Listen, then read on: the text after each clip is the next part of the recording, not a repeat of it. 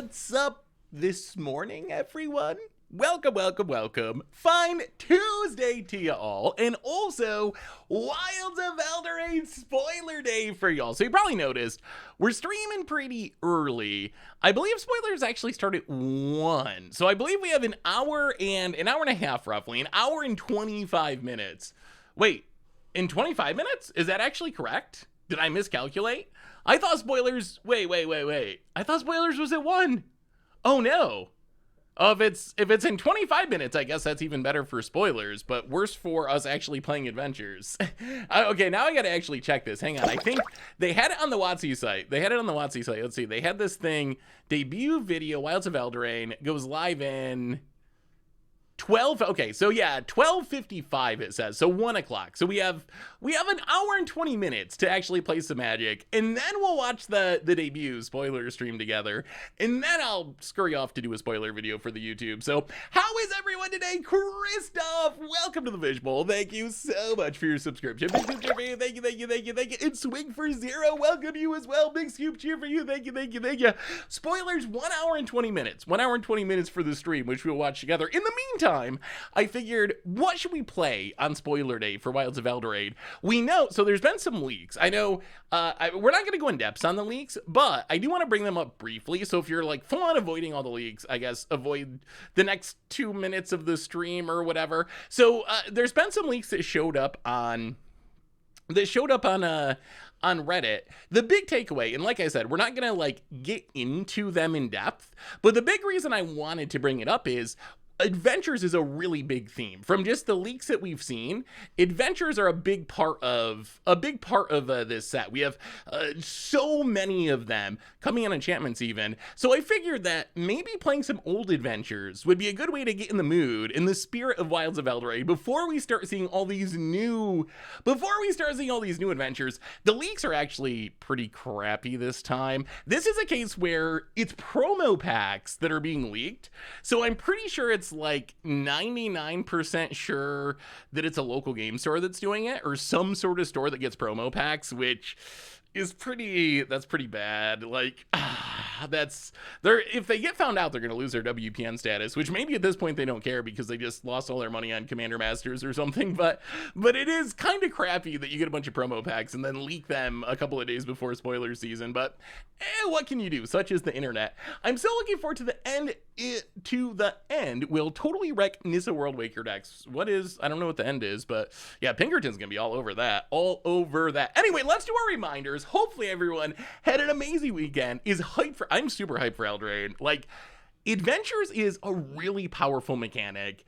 I think Eldraine will be a very powerful set just because Adventures are so strong. Like, that's one of the best aspects of this set. Adventures are 2 cards in 1, and that's just inherently powerful. So even if they try to like tone them down a little bit, because last time Bone Crusher was so dominant, Brazen Bar was so good, Lovestruck Beast was so good, even if they tone them down, and I don't know that they actually will, they're going to be really good and should have an impact on standard. Hey, what's up, Murky Killer? So let's do our reminders, and then we can jump into some games. And once spoilers start, we can check out all the glory of Wilds of Eldraine together. Do you think they'll reprint any of them? I think that's actually one of the most interesting questions. Do you think where can you find the video? So if you go to the mothership, dailymtg.com, it's got like the countdown thing saying that it'll go live at 1 Eastern time.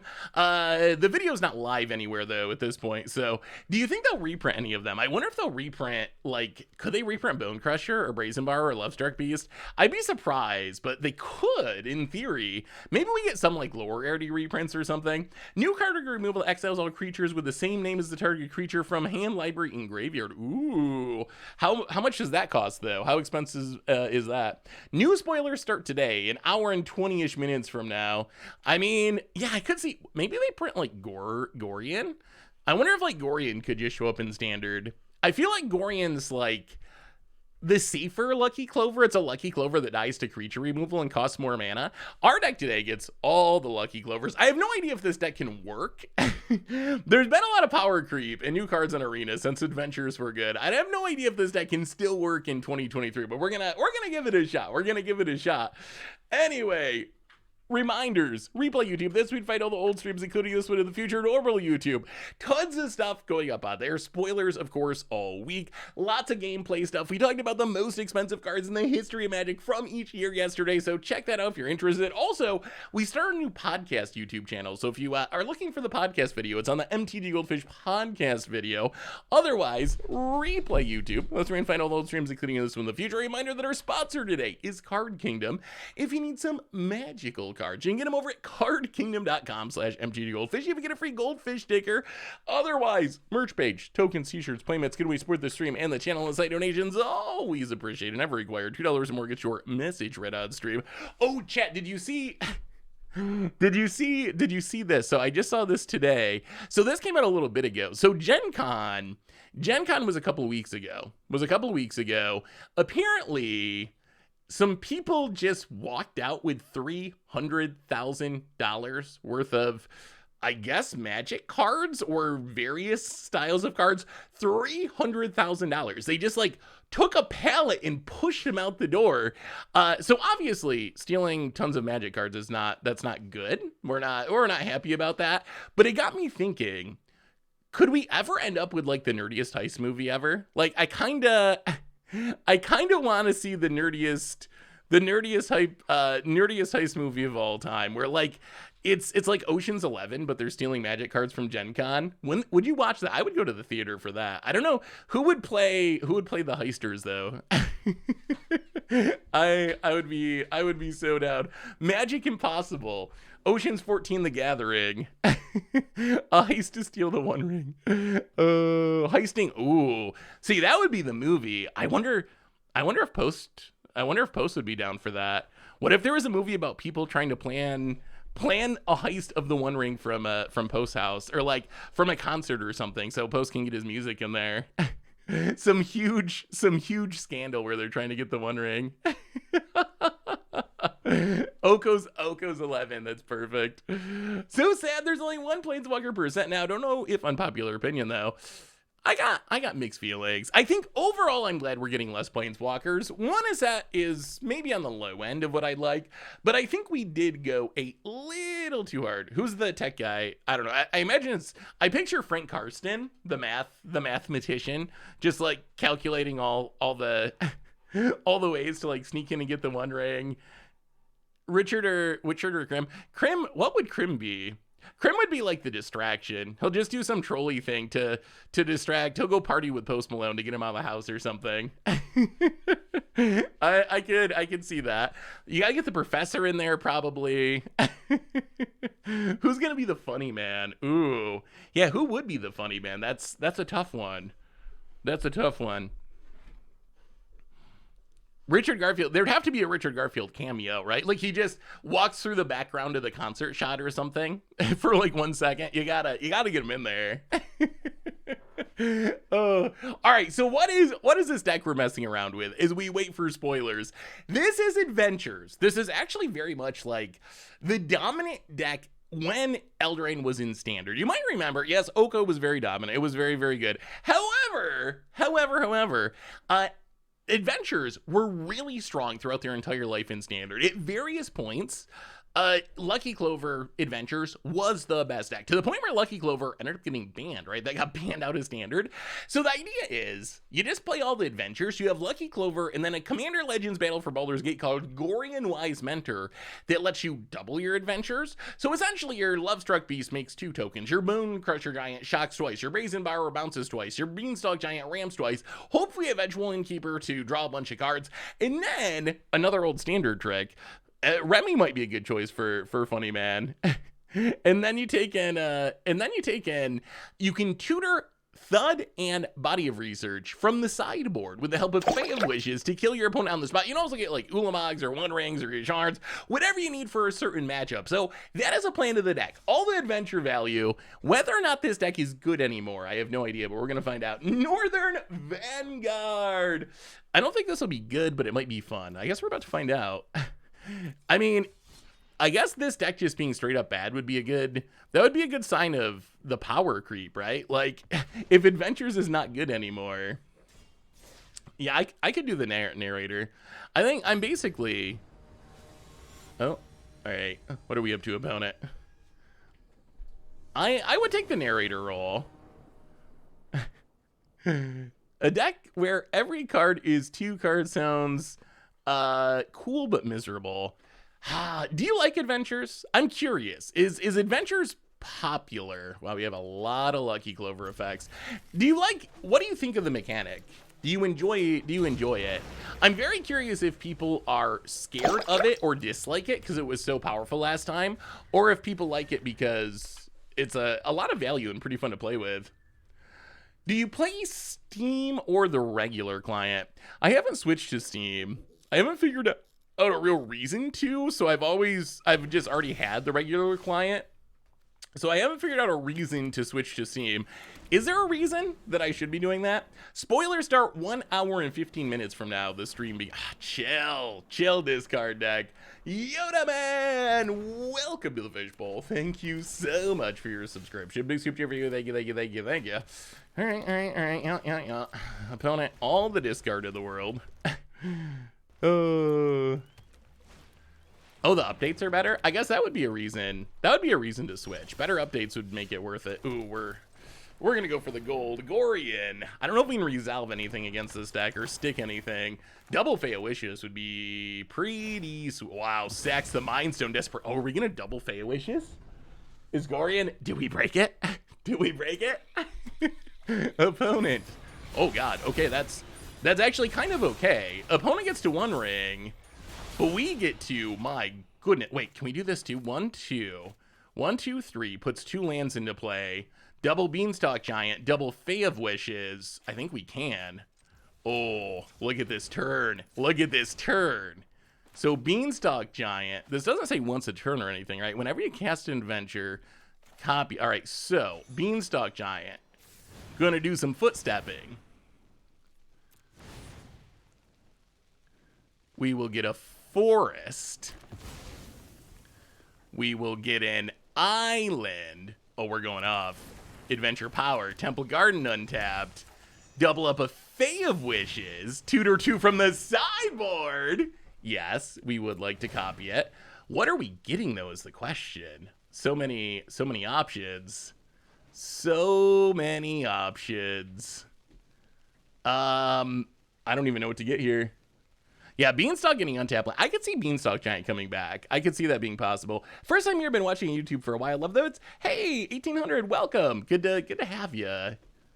Do we just go 1 ring mode? Do we go for the kill? Could we kill? 1? Do we have the right colors of mana for this? Blue, blue, blue.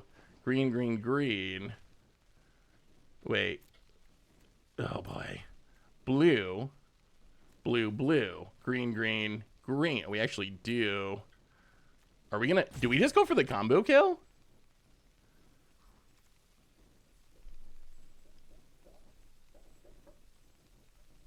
I mean, we have another one. You know what? I think what we do is, let's do it this way. Let's go Escape to the Wilds. I think we wait. Escape to the Wilds 1 ring. So get our value going. Next Fey of Wishes. Next Fey of Wishes, we can go for the combo. This is better against discard, essentially. Oh, wow. Opponent's not even doing anything. Okay. And, oh my goodness. Oh my goodness. Okay. Wow. I was expecting our opponent to do things, but they chose not to. Now I'm not sure what we do. Now we have too many good options. Yeah, let's escape.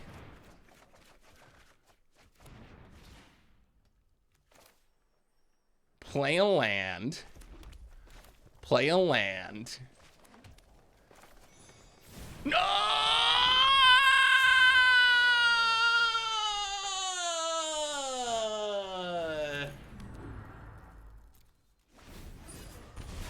Hard cast of Fey Wishes, so we can attack for 1. All part of the plan. It goes on the opposite side. I don't know why I was thinking this side was going to be the side I wanted to click. It's been a bit since we've actually played an adventure deck. I will, it's okay. Fate of Wishes can come back to our hand. We're good. We're good. It's not over. It's not over. Yeah, that was a little rough though. That was my fault. That was my fault. Opponent gonna Fatal Push the Fate of Wishes. Sure. What a jerk. They're gonna Fatal Push the Gorion. Still a jerk. Get in with Sheoldred. Does that punt cost us the game? That's the real question. We are about to find out. Escape again. Play a land.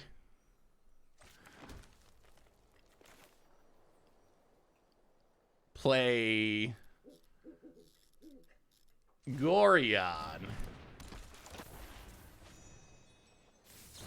Triple Stomp Sheoldred.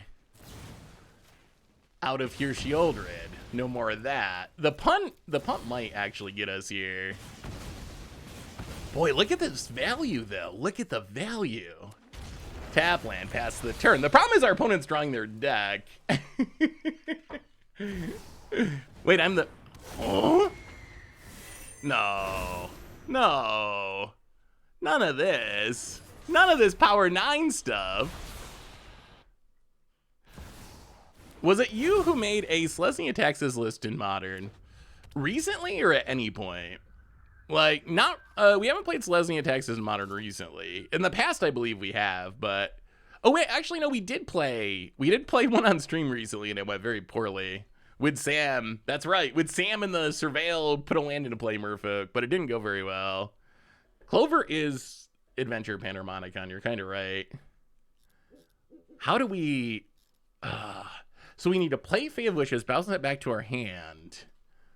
How do we kill our opponent from here? Another Gorion. So, well, play a Lucky Clover. Step 1. Attack with Gorion. Step 2.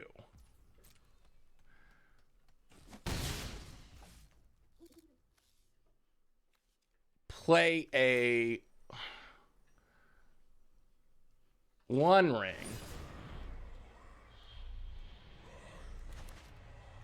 Step 3. Opponent's gonna flash in a Bowmasters. Sure.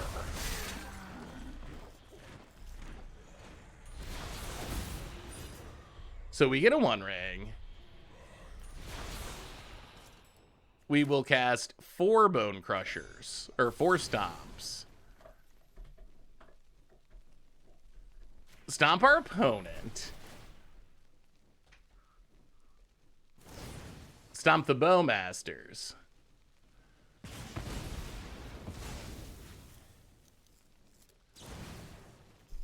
Stomp Oracle.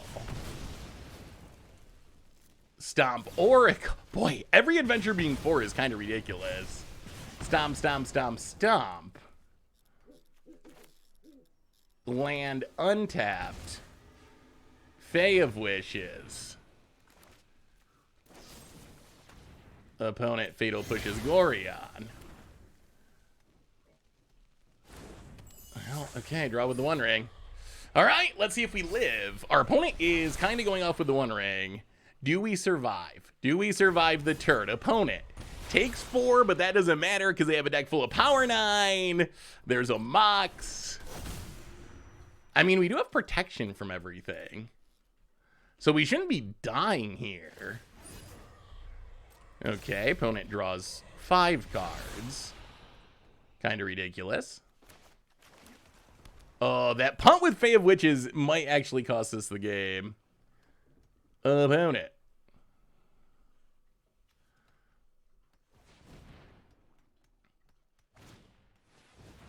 Mind Stone. Sure. And another One Ring. Okay.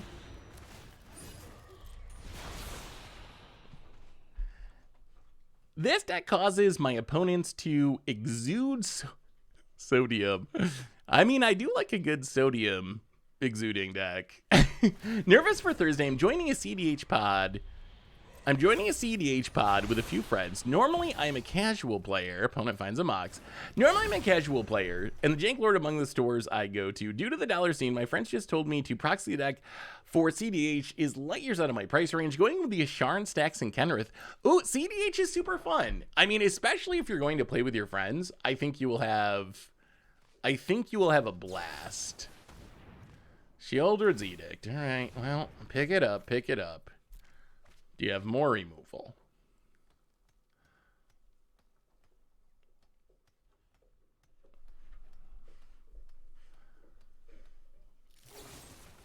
Heartless Act. All right. Well, losing that Fey Wishes might be an issue. We do have a 1 ring. Is it even enough to matter? We don't have lethal here. Oh my goodness, that's a Fey Wishes. That is a okay. We're gonna draw with the 1 ring. That actually gives us a shot. A bunch of useless lands. How do we beat a counter though? How do we beat a counter is the question. I mean, I guess we're tripling it up. We can't beat a counter on. Oh no, how much mana do we have? 1, 2, 3. I don't want to count, chat. I don't want to count. 1, 2, 3, 4, 8, 9, 10, 11, 12. So we have 13 mana. So if we play Gorion, that's 3. This is 7. That's too much. Okay, so can we do these colors right? We're going to need blue, blue, blue. Green, green, green. Oh, my brain. My brain. Okay. Okay, we can do this. We can do this, chat. We can do this. Okay, 1, 2, 3, 4. Fey of Wishes. Granted. I almost did it again. Granted. Copy, copy, copy. We are watching the live stream once it goes live in like an hour. Iran Supreme, welcome to the Fishbowl. Thank you so much for your subscription. Big soup to you. Thank you, thank you, thank you. So we take a body of research. We copy it.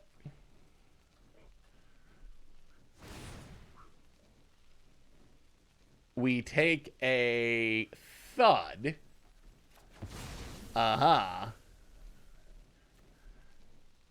Last Fey of Wishes. We take negate. Yeah, that is pretty nice. Green, green, green, blue, blue, blue. Body of research. Make a 30-30. Is this happening? Is this happening? Is this actually happening? Thud. Oh, no! The 1 ring! Oh, that card. Oh, what a miserable Magic card. What a miserable... We have a 30-30. What a miserable card. Why do they have a... Wait, why do they have a thud? Why do they have... How do they get a thud? How did that happen? Thud is a sorcery, unfortunately. Fling is an instant. Why do they have a thud?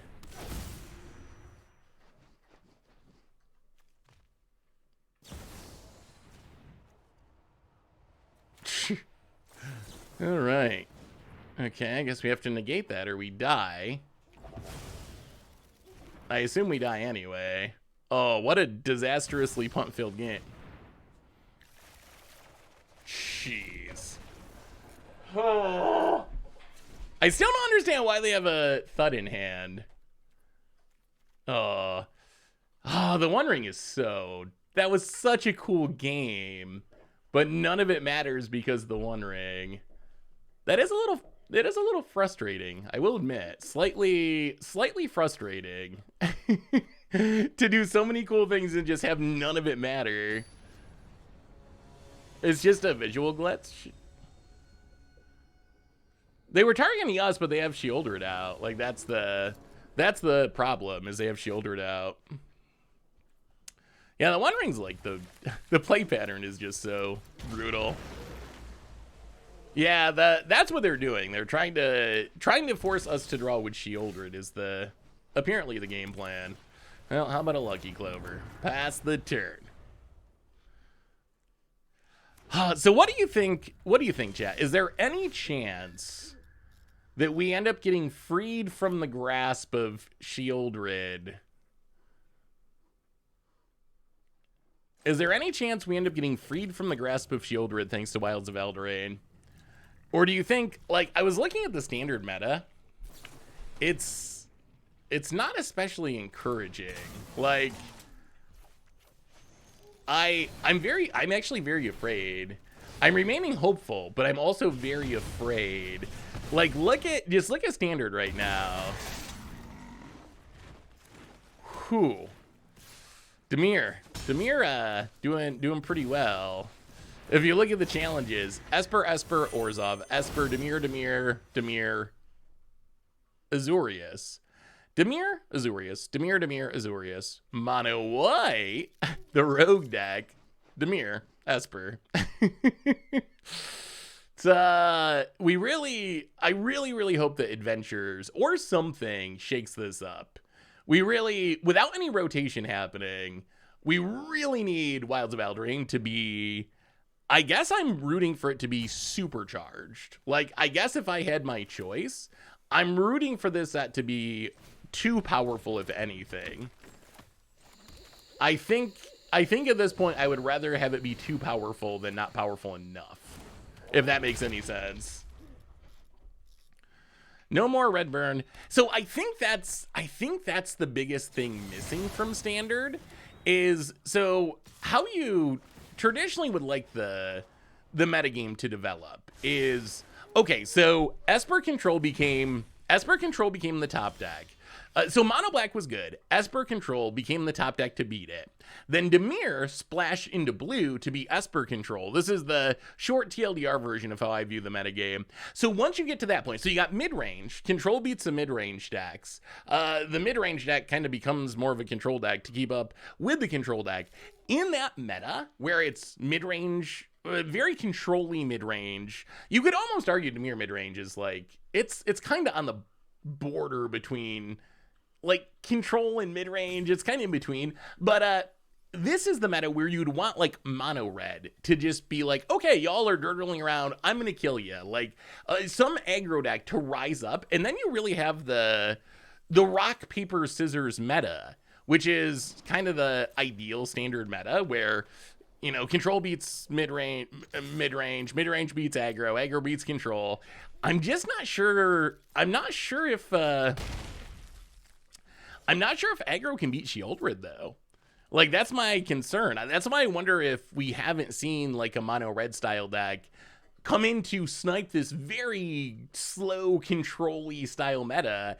I wonder if it's just like Shieldred is too strong, that the aggro decks are still like tier 3, like not real competitive options. Even though when you just look at this, you would think, wow, this has got to be a meta that mono red would just absolutely come in and crush. Would just come in and smack around all these blue control players. But yeah, it is a little Siege Rhino-ian, isn't it? What do we do here? Our opponent probably has counters now. I would like to escape. Getting it negated does hurt. Well, we're going to do it. Escape to the Wilds. Alright, opponent is playing counters. Untaps. I mean, Adventures is a powerful mechanic, though, right? So maybe Adventures can dethrone Shieldred. What's the most played cards in Standard? Alright, there's Shieldred. Hooray. Most played cards in Standard kind of reads like a who's who list of black and control cards. I'll show you in a second. Well, bounce and bounce. Get rid of the Shieldred. Draw a Bone Crusher. We're actually kind of close to winning. Go to combat, hit ya. Hallowed Fountain untap. Double granted. Take a thud. Number 2, take a 1 ring. Do we take 1 ring? Do we take negate? Actually, let's take negate. I think this sets us up to win next turn with double Bone Crusher with... Okay, Mox. This should set us up to win with double Bone Crusher with counter backup. There's a Shield Ring. Wow, our opponent is high rolled. Jeez. Wow. Oh, we're getting Hearthstoned. We're getting Hearthstoned. We're getting Hearthstoned. Our opponent just shuffled all of the power 9 to the top of their deck. Oh, we're getting Hearthstoned. We're getting Hearthstoned. Opponent kills the Bone Crusher. Jeez. Just for the rub-ins. Just for the rub-ins. Yeah, that actually does it.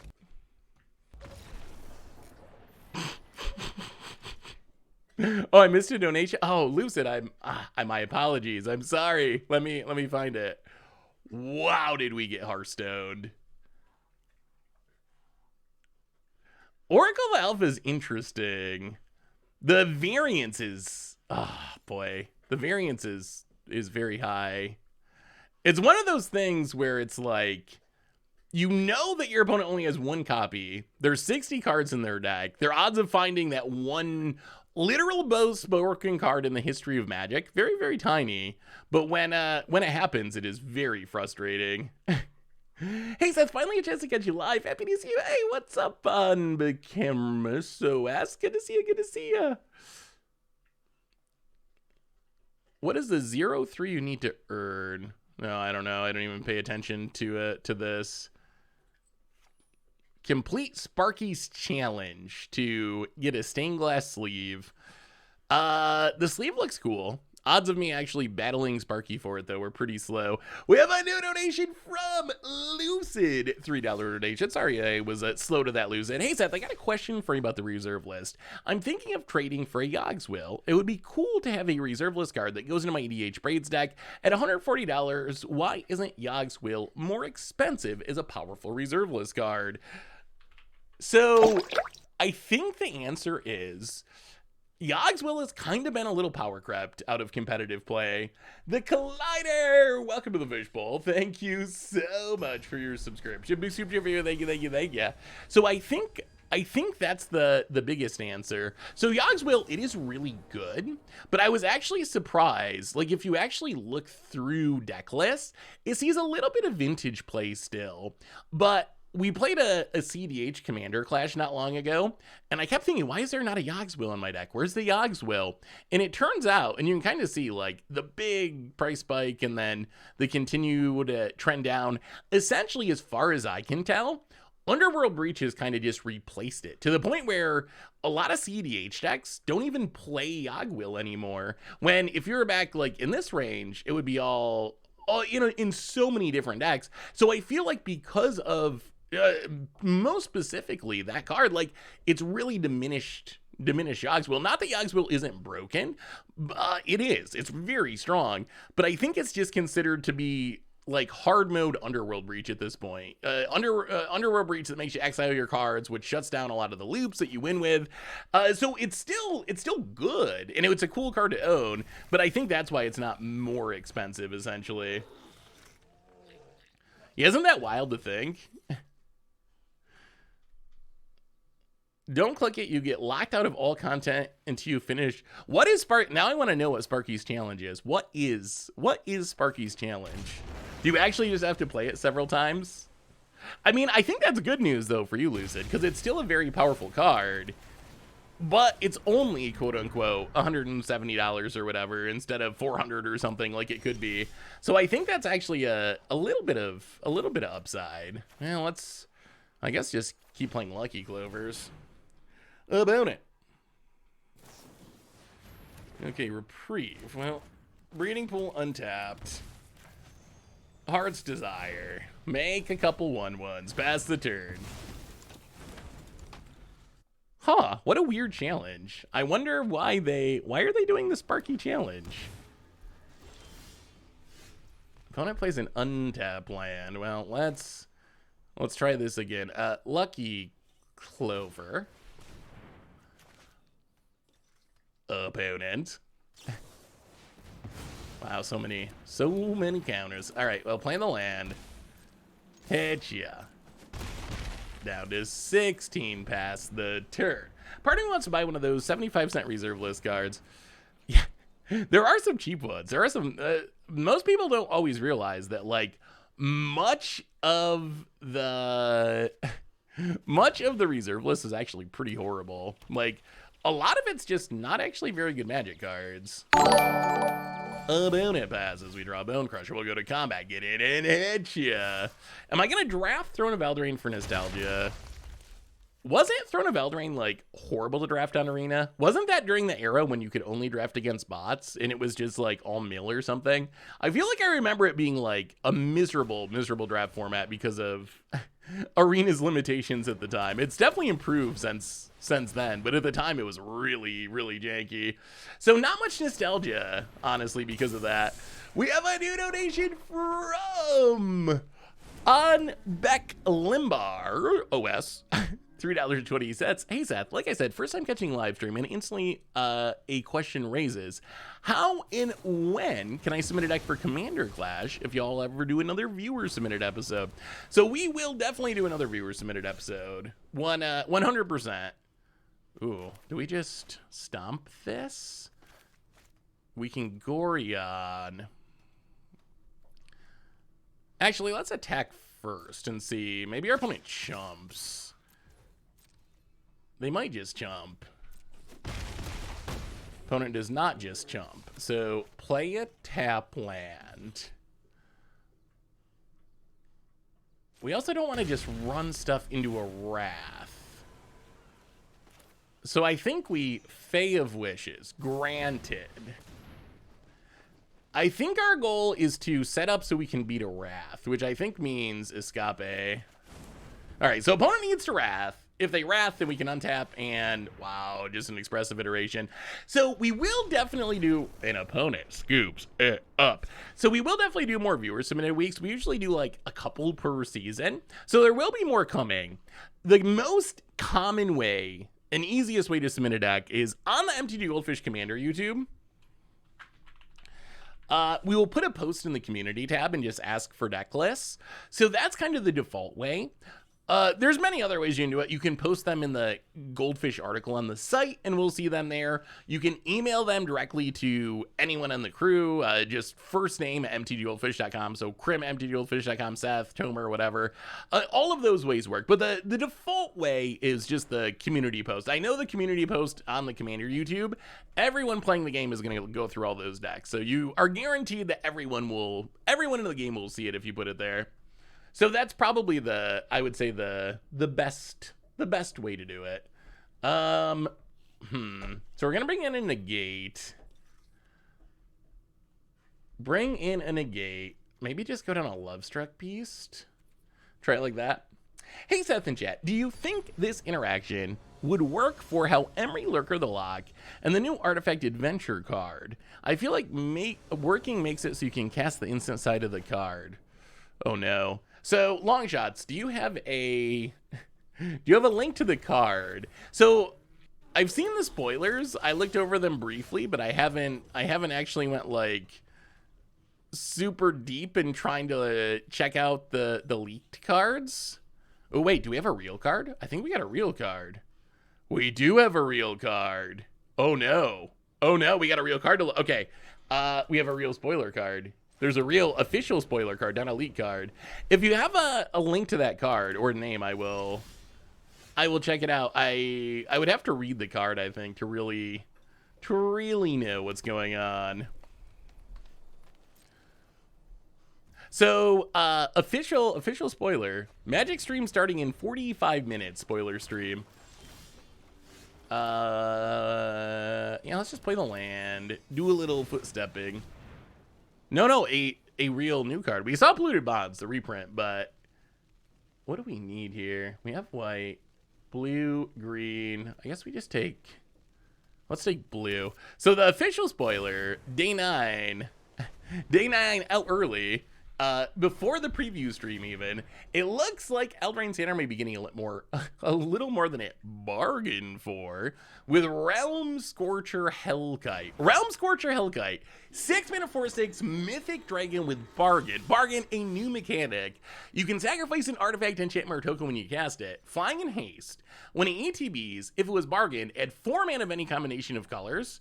Pay 2, deals 1 damage to any target. How good is this card?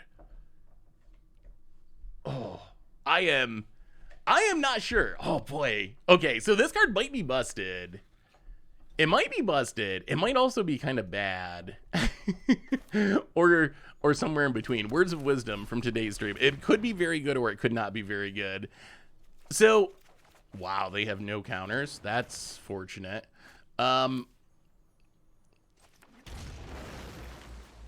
I'll play the land, pass the turn. There's a Mastermind. So, okay. So if you think about it, it's kind of 2 mana. If you have Panharmonicon or Elishnorn, it actually makes mana. It is 6 to get down, though. So you're never going to play it on turn 2. You have to get the mana to get it down to begin with. On the other hand, 4/6 Flying Haste, good stats. You can use its mana, worst case, to ping 2 things. So it's kind of like a 6 mana 4/6 Flying Haste that deals 2 shocks when it enters the battlefield, if you think of it that way. How hard do you think it'll be to bargain? So we've seen in the leaks, this bargain mechanic is on some of the cards people, I would say, are talking about the most from this set. Let's play... Oh, we don't even have white mana. Oh, so we're going to waste a land. That's a bummer. Well, we will play a Temple Garden. Play a Gorion. Opponent. How do we feel about a Gorion? It seems really easy to do. So I think you need to actually be... Well, that's kind of fine. I think you need to be at least, like, somewhat built around it. I think if you're not at least somewhat built around it, it's probably not going to be good enough. Yeah, I guess we just keep Beanstalk Gianting. I think I saw some people, so there's like the Black Tutor that has Bargain that people are talking about for older formats. It's like 4 mana, Bargain. If you bargain it, you get to cast the thing you tutor, mana value 4 or less for free. I think that I saw people being like, oh, just play it in like Yawgmoth. You got Orcish Bowmaster, you got Grist. I think you need more than that. I think you actually need to... You need to have a reasonable amount of sacrifice fodder, artifacts, enchantments, or tokens. So I think it's going to not be something that I would just slot into a random deck. But if you can consistently do it, it seems incredibly strong. Like, 4 hasty flying damage, getting your mana back to play something else, like that's actually very powerful. Astonished by your multitasking ability. Hey, thank you. I guess I am used to talking about and playing Magic at the same time. I might be doing both poorly, but hey, what can you do? You can only do so much. Play him. How do we not die here? Dying seems like a bad idea. I would prefer not to. If we play Gorion, we can't play anything else. That's a bummer. We can play... yeah, our colors, we want more blue mana. I guess I should have got blue with this Beanstalk. 1, 2, 3, 4, 5, 6. So we can really only do one thing. Well, I mean, all right, Gorion it is. Gorion it is past the turn. I think the Dragon's going to be good. I think it's going to be good. You can spend the mana to ping even if you don't have anything else. Yeah, worst case, you get to ping down 2 things. Flame of Andor. Ay, ay, ay. All right, so this is kind of heading in the wrong direction. Opponent's just kind of tempoing us out here. I'll play another Gorion. Granted. Copy it.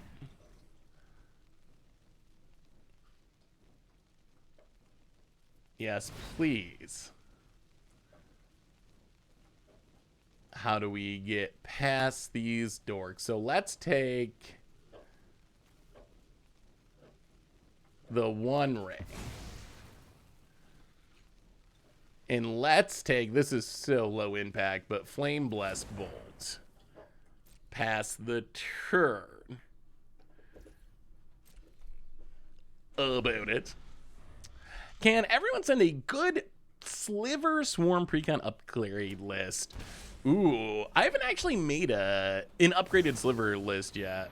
Oh no, more Snapcasters for more Flame of Andors. Yeah, we're kind of getting wrecked here. Kind of getting wrecked. Snapcaster showing off in 2023. Ugin could have been good. Yeah, Ugin would also be fine. The upside of the One Ring is we can cast it and still cast something else.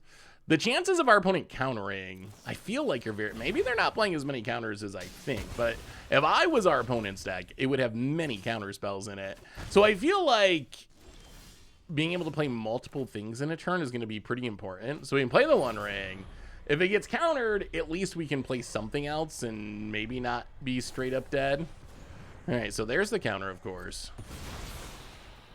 Of course. How do we get out of this? Brazen Bar were so bad against Snapcaster. We can, like, Fae of Wishes is a... Yeah, whatever. Let's escape. We're in a pretty bad spot no matter what. Like, regardless of what our opponent does, this is not the position we really want to be in. Well, play a land. Play a land, pass the turn. I don't know how we get back out of this. Right now we're playing the adventure mechanic, which was really good last time Eldraine was around. I don't think it's really good in 2023. Wow, opponent drew. Well, I guess they drew a lot of cards. They drew a lot of Snapcasters, that's for sure. Maybe consider Chandra Awake Inferno as sideboard against control.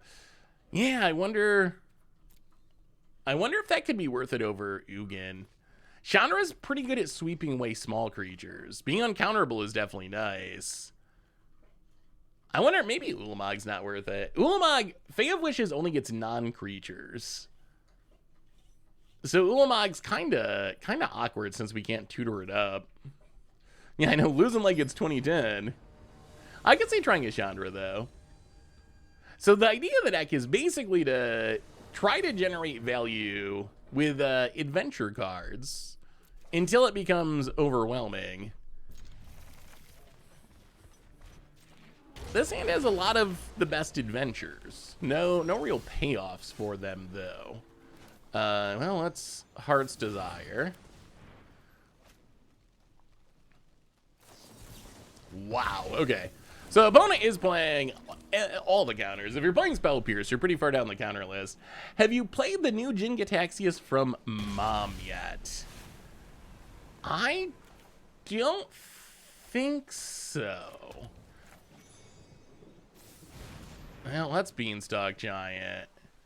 Red, green, blue, blue, blue. I guess we just take green.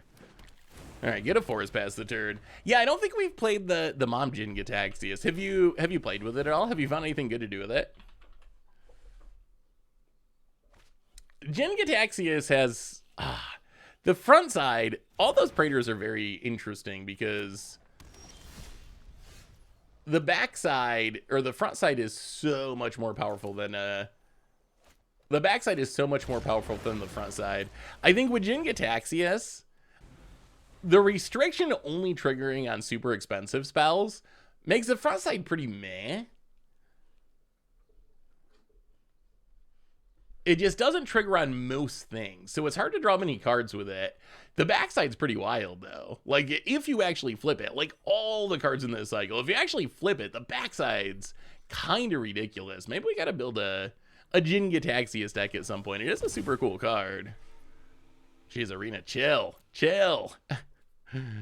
Maybe there's an update because of that bug that we ran into earlier. So, chat, what are you hoping for? What are you hoping for out of our return to Eldraine? Well, this is kind of awkward, but I think we actually... I want to escape to the wilds, but you know they're just going to spell pierce it. And then we cry. So I think we play Edgewall Innkeeper. Play Bone Crusher Giant, draw a card. Play a tap land. Pass. Geist of St. Trap. Pony is really trying to play like 2013 Modern. Hey, good luck at the job interview. Green being playable. Green could use some... I can't believe we're saying that. Because it was only a couple years ago. We were complaining about the opposite. Green overpowered, too good. We got to power it down. But it is kind of to the point where it's shifted back, right? Where green is actually one of the less played colors now. Wow, kills the card draw. Passes. 1, 2, 3. All right, so if we play a forest, we can actually do this and pay for spell pierce. That seems reasonable. Escape. Lots of lands. Well, play a Lucky Clover. And a tap land. Pass the turd. Hey, welcome, seasoned veterans. Good to have you at the stream. Yeah, we're going to have some spoiler action soon. One thing that I hadn't really thought through that I'm actually really hyped about this set is the Mystical Archives, whatever they're calling them, Enchanted Tales. The thing I hadn't thought through is that's actually new cards for Arena, which I think is kind of relevant. This is going much better than last game somehow. Now we're like to the cast a Beanstalk Giant, draw a card stage of the game, which is a good place to be. Our opponent's Geist just gets stonewalled by Bone Crusher. Right? They kill the Innkeeper. I think we actually go aggro now. Get in with a Bone Crusher. Opponent, can you beat a 9/9 Beanstalk Giant? The fairy tales have come to life and they are deadly. No, Blood Moon. This has got to be a troll. I don't believe it. I do not believe it.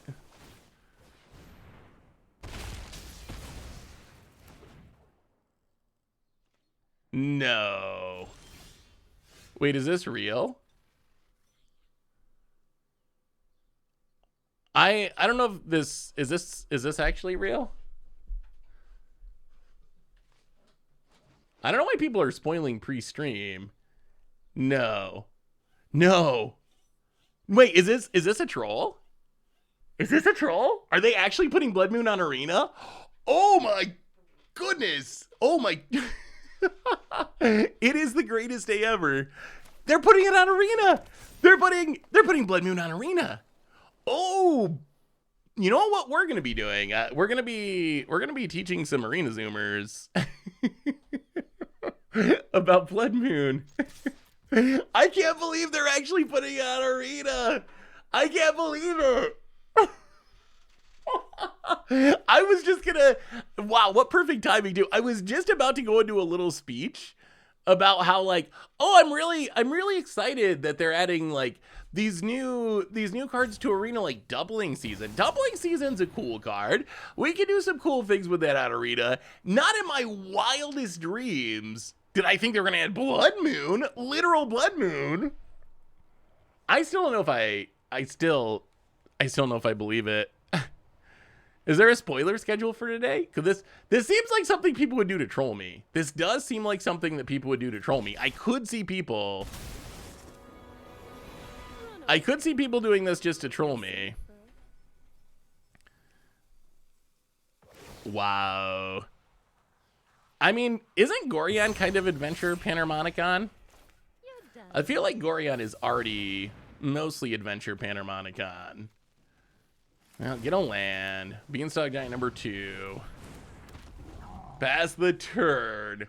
Wow. Okay, now I'm hyped for this set. I didn't think they would ever add it. Wait, fetches are coming in cons, right? Usually watch the stream replay, but newish player to Goldfish content is entertaining and pretty good for learning cool things. Well, I'm a princess. Welcome to the stream. Good to have you. Oh, a Panharmonicon that has Adventure would be really good. What was that new card? Where's the link to... I shouldn't have closed that tweet. There was also a new card in that tweet. But I got so distracted by Blood Moon, I didn't actually look at it. Yeah, let's cycle this. We're like one action spell away from winning this game. Oh, that's an action spell. That's a really good action spell. How about a Lucky Clover? How about 1, 2, 3, 4? How about Double Granted? Double Granted, going from the sideboard. Major Killjoy, welcome to the Fishbowl. Thank you so much for your subscription. Big super cheer for you. Thank you, thank you, thank you, thank you. Okay, what do we take here? What do we take? We're at 20. We're not about to die. I mean, negate's always going to be good. Do we go? Let's go safe. Let's go boring and safe. Escape to the wilds. And negate. Escape and negate. Go to combat. We're actually just going to attack the wandering. Actually, you know what? We're not even going to attack at all. Let's just pass. Defend the Bone Crusher. I know, yeah, there would definitely be a Panharmonicon type card. It was in Maro's teaser for this set. Something that has the Panharmonicon text. Boy, it's like they make Magic cards just for me now. Blood Moons and Panharmonicons. What more could we want? Do we know when fetches will be part of Historic? Next year, I think. They announced that they'd be doing cons on Arena, and cons will have the fetch lands. Wow, opponent scoops it up. I still can't believe that Blood Moon is actually true. Is that actually real? Did they actually do that? I have to find confirmation of this. I have to find. You don't understand how impactful that is. That's like, apparently it's actually real. Wow. So do you think that's good? Does Blood Moon make you? So it'll make a good video. It makes me happy. What do you think? Oh, chat, avert your eyes, chat. Oh boy, we need a Arena. Wizards is really sticking it to me today. So we have to restart Arena. I'm just warning you. I've been real busy on the desktop lately. I'm just saying. I'm just saying. It's like I've realized, yeah, I play this like little sub game. It's like, do you remember Where's Waldo? Did you have Where's Waldo when you were a kid? I play Where's MTG Arena. So you put all the icons on your desktop, and then you have to be able to spot where Arena is when you actually want to make content. Can anyone find it? Can anyone find it? Where's Waldo, chat? Where's Waldo? The system works for me. It works for me. I think we got some other spoilers too already. People are putting their spoilers out there early. So okay, so we saw Blood Moon. Let's look at these are non-leaks apparently. The stream's starting in a half hour. Here's these ones. Oh, Arena update. They actually have cards. Can we read the cards? Well, I guess we can just go to the store. Agatha, Hulda, Ariat. All right, we'll go to the store if Arena reloads. We did get, Elvish Archivist. Is this card good? 2 mana, 0/1. Not a great start. Whenever one or more artifacts, EDBs under your control, put 2 +1/+1 counters on it. This only triggers once each turn. Whenever one or more enchantments enter the battlefield under your control, draw a card. This only triggers once each turn. So 2 mana, 0/1. You play an artifact, it becomes a 2/3. The second one, it becomes a 4/5. I wonder, isn't there that what's the 1-drop? The 1-drop worm thing in standard. Isn't there the 1-drop worm thing that cares about artifacts that's also green? I can't remember the name of it. Teething Wormlet, yes. Maybe there's something with that. Like maybe there's some like green artifact. Like there's also if we go to Brothers War, some of the artifact creatures that put counters on things. There's the one that sacrifices itself. I wish I remember the name of these cards. Rootwire Amalgam, 5 mana 5/5, pay 5 sack it, make a golem with power and toughness 3 times its power. And it gets haste, so you make a 15/15. And then there's the Clay Champion. That one we've played in Standard, it's pretty good. So maybe there's some sort of green artifact deck with that card. I could see that being a thing. Let's see if we get these arena spoilers here. It looked like there's pre-sales up. That must be why they need us to update. Haywire Might. Oh no. Did they do this in a way that we can't read the cards? Watsy. What is the... So they want you to buy the pre-order without being able to know what the card does? Watsy, come on now. Well, we know names. Agatha of the Vial. Agatha, I guess. Agatha the Vial. Hyla of the Icy Crown. And the Goose Mother Companion? Wait. And the Goose Mother Companion. Oh, this. Okay. Oh, I see. I was thinking there was an actual... Wait, did they make a Goose Companion? And then... Ariette of the Charmed Apple. So we don't know what they do, but they seem sweet. Wait, there's an album where you can read them? Hey, okay, let's look at these cards. Spoilers are starting early. Ariette of the Charmed Apple, 3 mana, 2/4, legendary human warlock. It's an Wilds card. Each creature that's enchanted by an aura you control can't attack you or a planeswalker you control. Okay, so, okay. At the beginning of your end step, each opponent loses X life, and you gain X life, where X is the number of auras you control.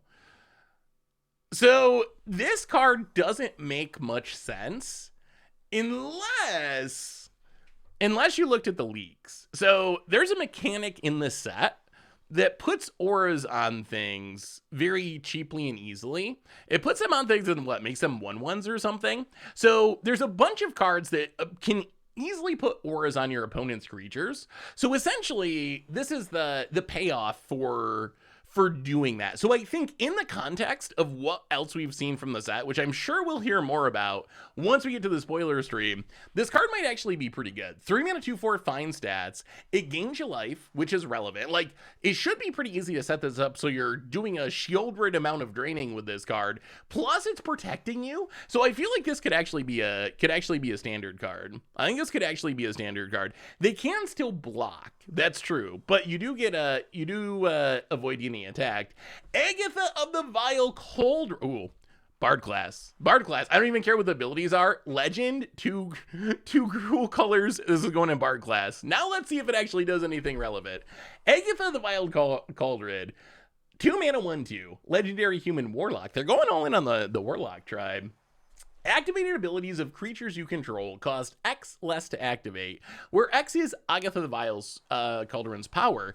This effect can't reduce the mana cost to less than 1 mana. Pay 6. Other creatures you control get +1/+1 and gain trample until end of turn. So it's actually not 6 though. Activated abilities of creatures you control. So it affects itself, right? So this 6 is actually 5. 5 to pump and trample. If you can pump this, it's actually going to get really huge. This actually seems like a good Bard class card, right? Like, in Bard class, it seems very good. In Standard, I don't know what you actually do with it, but it certainly seems good in Bard class. Last but not least, going into Azorius, Hyla of the Icy Crowd. 4 mana, 3/4 human warlock. Wow, all these are human warlocks. Whenever you tap an untapped creature your opponent controls, you can pay 1. When you do, make a 4/4 blue and white elemental token. Put a +1/+1 counter on each creature you control. Scry 2, then draw a card. Whenever you tap an untapped creature an opponent controls. Huh. Is that not really strong? I mean, so you gotta build around it. I haven't seen a Panharmonicon yet. So you obviously have to build around it. I don't know how we're going to be tapping our opponent's stuff. That I'm not sure. But in a deck build around it, I feel like it's actually a very powerful effect. Like, and this does not have... So the restriction is you have to pay a mana. But still, like, you're getting a pretty big payoff. 1 mana 4/4s, 1 mana counter on everything. The last one, I guess, is kind of just preordained. But still, like, that seems like a decent... All these seem pretty good. All of them seem like they have potential to be pretty strong. Interesting. Oh, this set's gonna be really good, isn't it? It's gonna be really good. Oh, leaks. All right, let me. All right, let's see. Let's see if we can find. Someone said there's a Panharmonicon. I don't know where. I don't know where the. Okay, so these are technically leaks. We're not gonna go in depth on these leaks. I'm just trying to find. Literally, apparently, there's a Panharmonicon in here. Although none of these. I mean, we're gonna be getting official spoilers momentarily. I'm looking very quickly. None of this reads like a Panharmonicon to me. I'm not sure there's actually a Panharmonicon in here. All right, we'll find it. Oh, okay, I see. Virtue of Knowledge. It's the very first card. Virtue of Knowledge. 5-mana enchantment. Panharmonicon. If a permanent ETBs cause a triggered ability and permanent you control to trigger, it triggers an additional time. Adventure side, 2-mana instant. Copy target activated or triggered ability you control. You may choose new targets for the copies. So it's Panharmonicon, but it's +1 mana. So that's bad. It's already hard to take a turn off for Panharmonicon.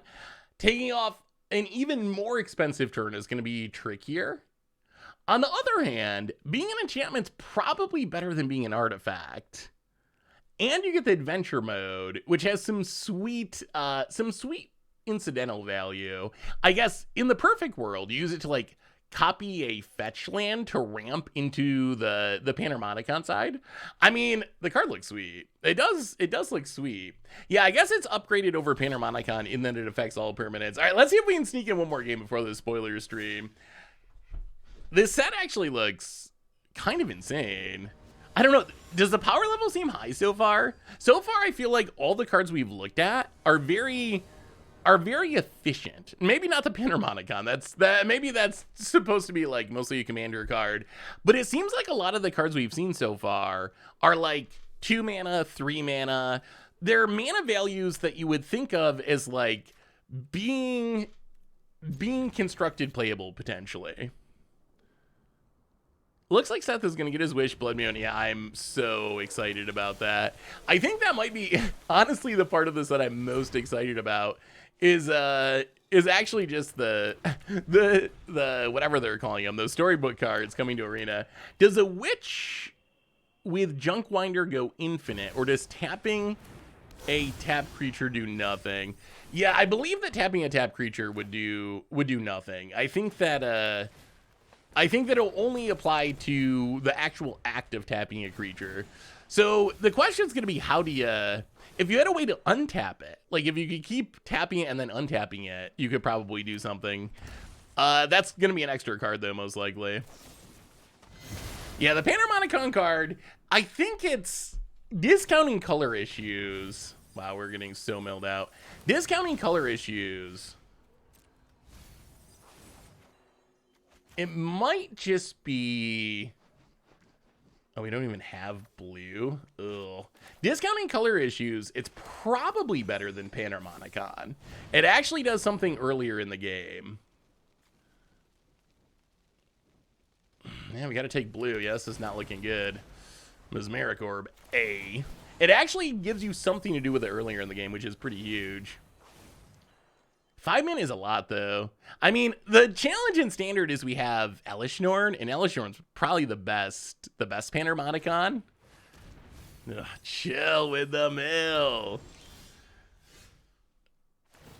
So I don't know if it's better than Elishnorn as a Panharmonicon. We can definitely play 2 of them in Standard, though, which is pretty sweet. And the upside is definitely that it is less likely to die. I think that's the other major upside. Like, an enchantment's just harder to kill than an Elishnorn most of the time, so we can play a lot of Panharmonicons now. Wizards embracing the Panharmonicon is one of my favorite things about Magic in the last few years. Yeah, we can go full on like all the Panharmonicons. We've done that before when like Yarok came out with like Yarok and Panharmonicon, but now we have what? Yarok, we have Panharmonicon, we have Elishnorn, and now we also have the new one. So we actually have a pretty big list of Panharmonicons. If this is a counter, we're basically just dead. Oh, God. God almighty. Mesmeric Orb. Just a bit too unbeatable. Mesmeric Orb is milled like 40 cards. Like, it is literally just milled our entire library. Lucky Clover. We can't get rid of the Mesmeric Orb. Yeah, we just can't play spells because we get Mesmeric Orb out of the game. Yeah, we have Land Harmonicon too. I feel like there's some other ones. Isn't there like a weird commander card that's like, if you paid life, a Monicon? So they've started adding the doubling for more like, for more narrow abilities and types as well. Looking forward to fetches coming. Also both looking forward to and concerned about Modern Horizons 3. I'm excited for Modern Horizons 3. Also worried about it after last time. I wonder what it means for the future of Arena. Like, a lot of these cards coming to Arena is really exciting. I wonder if it'll get Wizards to more actively manage the Arena formats. Yeah, spoilers soon. 15-minute countdown until spoiler time. So we're getting there. Yeah, we don't really have any mill hate. Our deck is not built to beat mill, apparently. I guess we go down. Yeah, let's go down with Gory and run it like that. Yeah, we saw the Blood Moon. I can't believe they're putting Blood Moon on Arena. Aren't Arena players going to be really salty about that? That's the part that gets me. Like, I'm shocked. I am literally shocked. Aren't Arena players just going to be very salty? Isn't that how it works? Like, Arena players they're not used to it. They're not used to it. They live in a world, kids these days live in a world where your lands are untouchable. They live in a world where you can't do that. It's against the rules of Commander or whatever, you know. You can't mess with lands. You can't even have a Stone Rain. Stone Rain is across the line. I mean, the Gate stack needs to be worse. The Gate stack really deserves to be much worse. The Gate stack is like, I think it'll be a positive overall. I still think people are going to get super salty about it, but I think it's a positive overall because you need a way to interact with things like the Maze's End Kill. Oh, the salt's gonna flow so hard. We definitely will make a good video about it. Well, thankfully, no. 1, 2, 3, 4, 5, 6. Wow, that was 1, 2, 3, 4, 5, 6, 7, 8, 9, 10, 11, 12. It's a pretty good Tasha Sidious Laughter, considering we got 7 drops in our deck. Mesmeric Orb, mills a bunch of cards. There's all of our Beanstalk Giants. Well, go to combat. Hit ya. Play the land untapped. Pass the turn. Opponent gets milled. Yeah, Mesmeric Orb on turn 2 is a lot of milling. How would you feel if they ever brought Tron to Arena? I mean, as long as I got Blood Moon, we're good. Yeah, Tron technically does exist. I feel like Tron will come to Arena at some point. Maddening Cacophony to mill some cards. Seth, we need to talk about your Brawl Ponza deck. That was one of the funniest decks I've seen in Brawl, and you punted so hard. How did I punt so hard, the Great Destroyer? Let's bounce the Mesmeric. What did I do wrong this time? Oh, is this the should have besieged you to Shia thing or whatever? That's fair. That's fair. That is true. Not besieguing Ashaya was actually truly technically a punt. We have 23 cards. We know they can just replay the orb, so we're gonna get milled like crazy. Run out the Bone Crusher. Yeah, I don't think we can beat this Mesmeric Orb. We just can't do it. Opponent goes down to 12. Does anyone have the article stating Blood Moon was coming? No, it was posted on a Twitter. So spoilers are kind of random, where Wizards just hands them out to various people. I think now they hand them out to a lot of the MTG ambassador people, which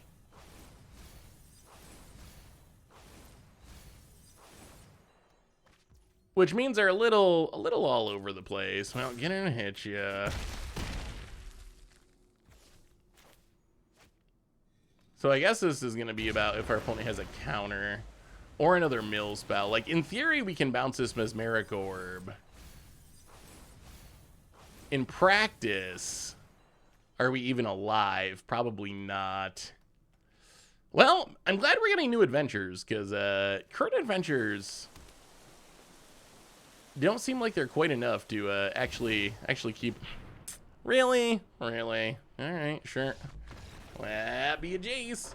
Oh, so we also got Copy Enchantment. Is Copy Enchantment worth anything? I don't know if Copy Enchantment... Wow, it's 30... Oh, okay. $9. Foil's $30. I don't know if Copy Enchantment does anything on Arena. The one I mostly... So, Polluted Bonds, I think, is valuable-ish. Yeah, $25. So it's a good reprint value-wise. I never see anyone play this, though. This is expensive. Do you ever play Polluted Bonds? I'm curious. Is that actually a... Is that actually a thing that people play with? Or is this just one of those cards that's expensive because it's old? I feel like I've seen it, like, once in a game of Commander. But I don't think I almost ever see it. Yeah, the Enchanting Tales, I'm surprised about, like... So, Necro's surprising. I'm surprised they put Necro on...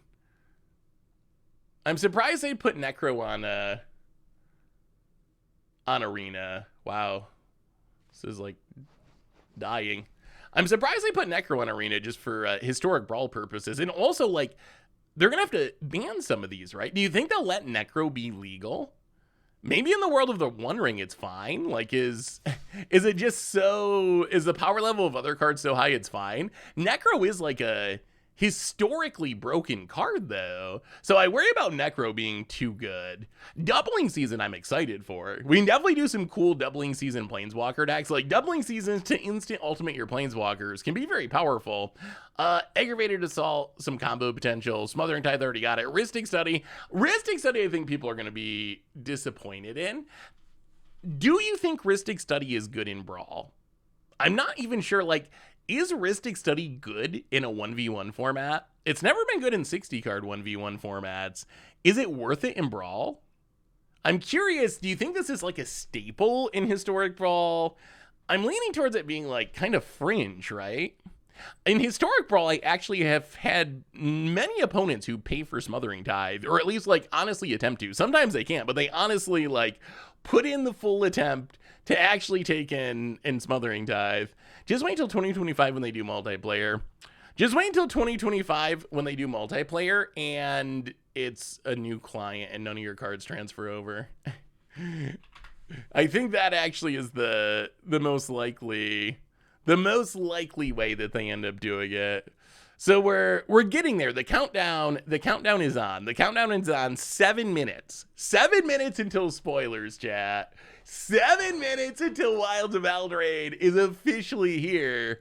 Oh, so it's going to be so wild. All right, well, we're going to close Arena because I don't think we're getting in any more magic. And we are going to we're going to see some spoiler action here. We're going to see some spoiler action. The time has come. What do you think? We had a debate about this on the podcast. I got to ask you, because it came up on the podcast. If you haven't listened to it, it went live yesterday.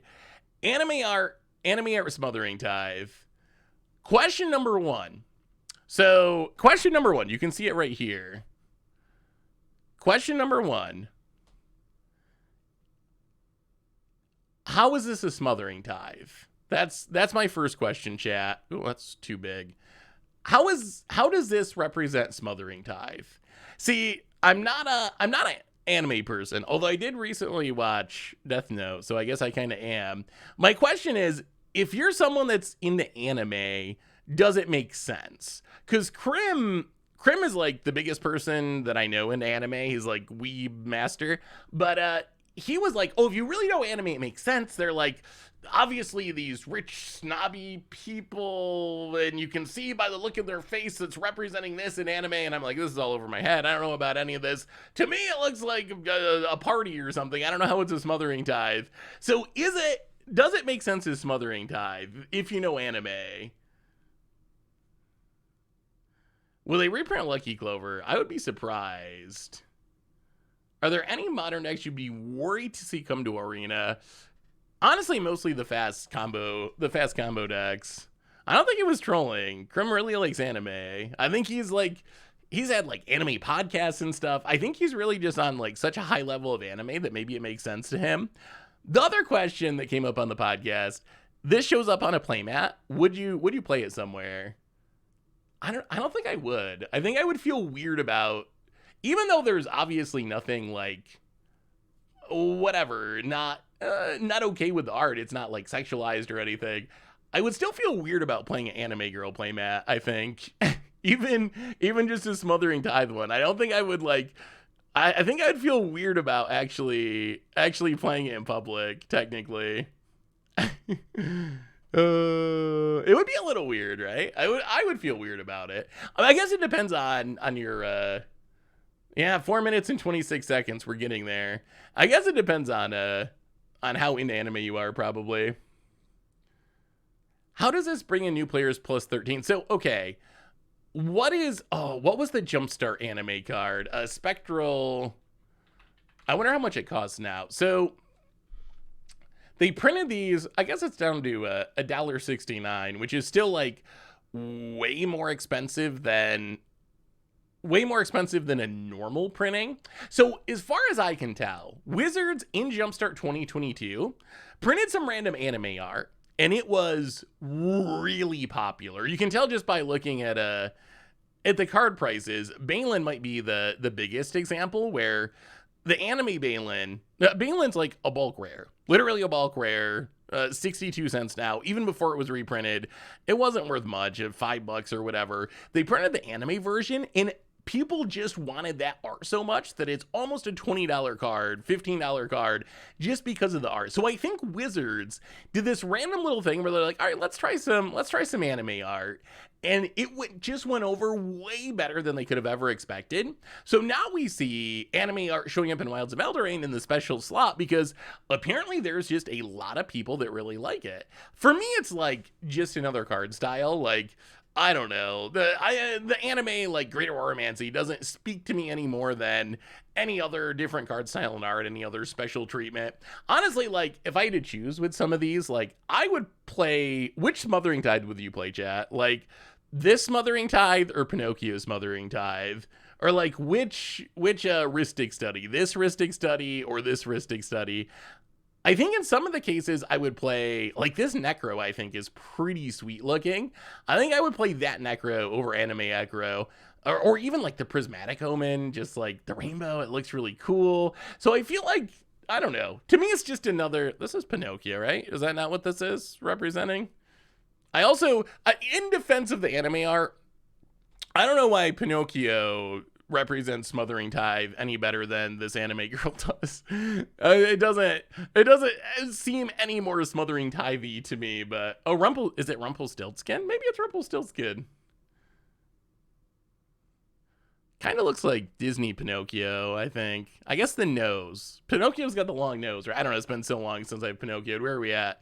1 minute 48 seconds. It is almost time for Eldraine. Oh, this set's going to be sweet. This set's going to be, I still can't believe it. Blood Moon.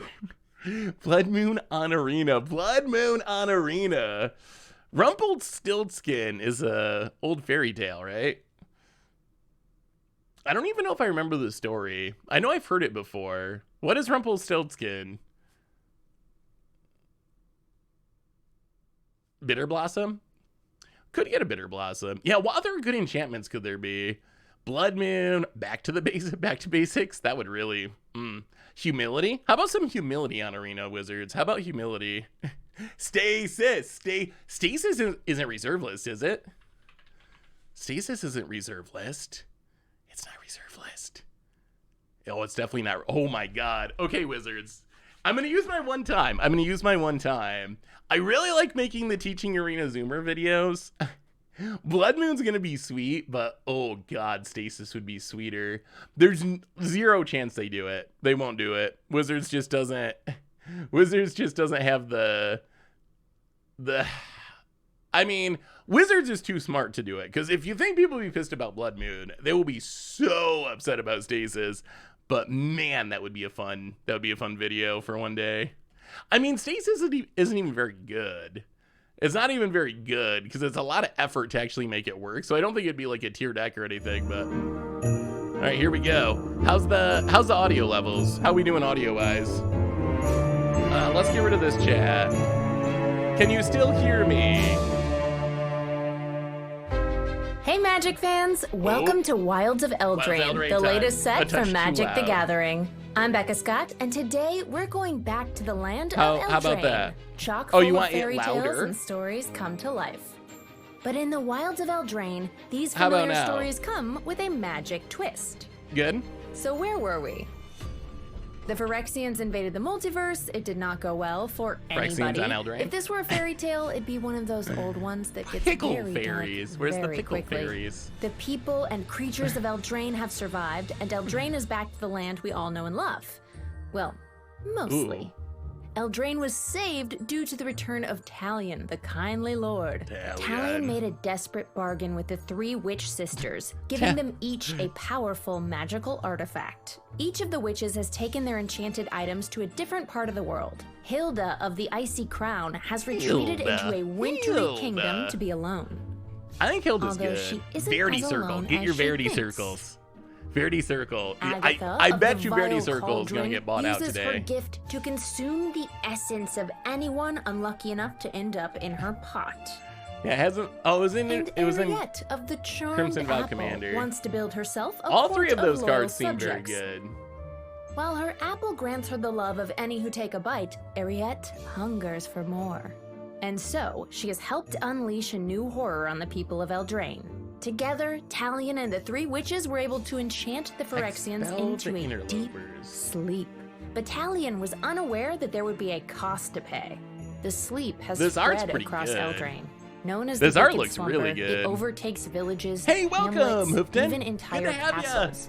Who knows what the sleepers will do while their conscious minds aren't Oh, Glass in Casket control. reprint, apparently. Talion struggles to confront the spreading slumber and seeks out the help of Eldraine's heroes. Did you enjoy the story? Kellen, ooh, a young new farm card. boy with fairy blood Okay. and a mysterious So you're family looking for an tree, aura or is equipment. recruited by Talion to Reveal learn it, more put it in your about hand, the then shuffle. wicked Double slumber. strike out the creature gets +1. Time will tell Oh, if he is I up think to that card's task. actually kind of busted. Will and Rowan Kenrith are siblings who used to share a planeswalker spark. Oh, they Where put one the cards went, up the so other fast. had We to gotta follow. pause to read the cards Now, because they for go the too first time, fast. They are divided. I think that adventure card was really Will good. seeks to put down his sword of Okay, Will sign a piece. 3 mana, 2/4 vigilance. Spells you cast, tap it. Spells you cast this turn that are white or blue cost X less to cast for X amount of life you gain this turn. an item Okay. that will magically reunite Rowan, the kingdom. Sign of War. Menace. Spells you might cast that are be black onto or something. red equal to the amount of life Ashiok you may not lost have this created turn. the wicked slumber, but they are happy to spread That's it kind of further, absurd ramp, all while right? bending Rowan to their will. I wish they would slow the cards Eldraine down is just a full of little bit so familiar we can stories, actually but in so true we can actually Magic read fashion, them. each has been Will given and an Rowan are unexpected twist. interesting. This set's two color pairings Oh my illustrate God, so the many fairy tale cards. archetypes that we all know and love, and you'll discover characters. Okay. So these are the signpost uncommons? I don't And even. the I'm crossbow. overwhelmed. I'm overwhelmed. An There's don't adventurous stop the young stream man who already. I likes won't to stop the climb stream. beanstalks. We'll just have I to wonder read the what he cards found up later. there. And someone who's coming to the party, whether she's invited Ash or not. Party Crasher. 2/2 Eldraine haste. is a land where these I can't even beloved read the stories mana play cost out before they over go to and the next over. card. Evil queens clash with brave knights. All right, Curses we'll trouble just the soak in the unvirtuous, stream and then we'll figure out the children cards lost in the woods after. find themselves on a magical journey. Bitter Some Blossom of these seems connect to the main possible. story. Others are whimsical adventures So that play fairies out in and the Dimir, background. But all of them will rats feel fun and and familiar. Rakdos, And all these pieces provide the opportunity for you to put your own unique twist Ramp on them. and Gruel. For instance, Mother Goose is a sweet old lady who tells you bedtime stories. Goose Mother, on the other hand. Oh, wow, that's terrifying. Flying the Goose Mother. And what about Hansel and Gretel? In Eldraine, both children weren't That able was to a- follow the that was a breadcrumbs goose. I have back no home idea to what their it happily does, ever but- after. Instead, There one was of a them goose. I saw a eaten, goose. and the other became a badass witch It hunter. did a who thing. obviously A thing had of some some issues to kind. work I think out it made around food. enchanted candy. These are fairy tales we all know. I do and in like how Wilds of the food Eldraine, you'll get to synergizes revisit these with. familiar stories with a I do like how the magic food twist. You synergizes aren't with just the a Lord of the creature Rings attacking stuff. for 2 damage. You are When the it or another Pied non-token Piper creature leading a dies, horde make a of 1/1 rant. rats. Target Who rat could you stand control against gets his death horde touch. of rodents. Okay, What that about seems like a very fine, angry fine cookie? uncommon.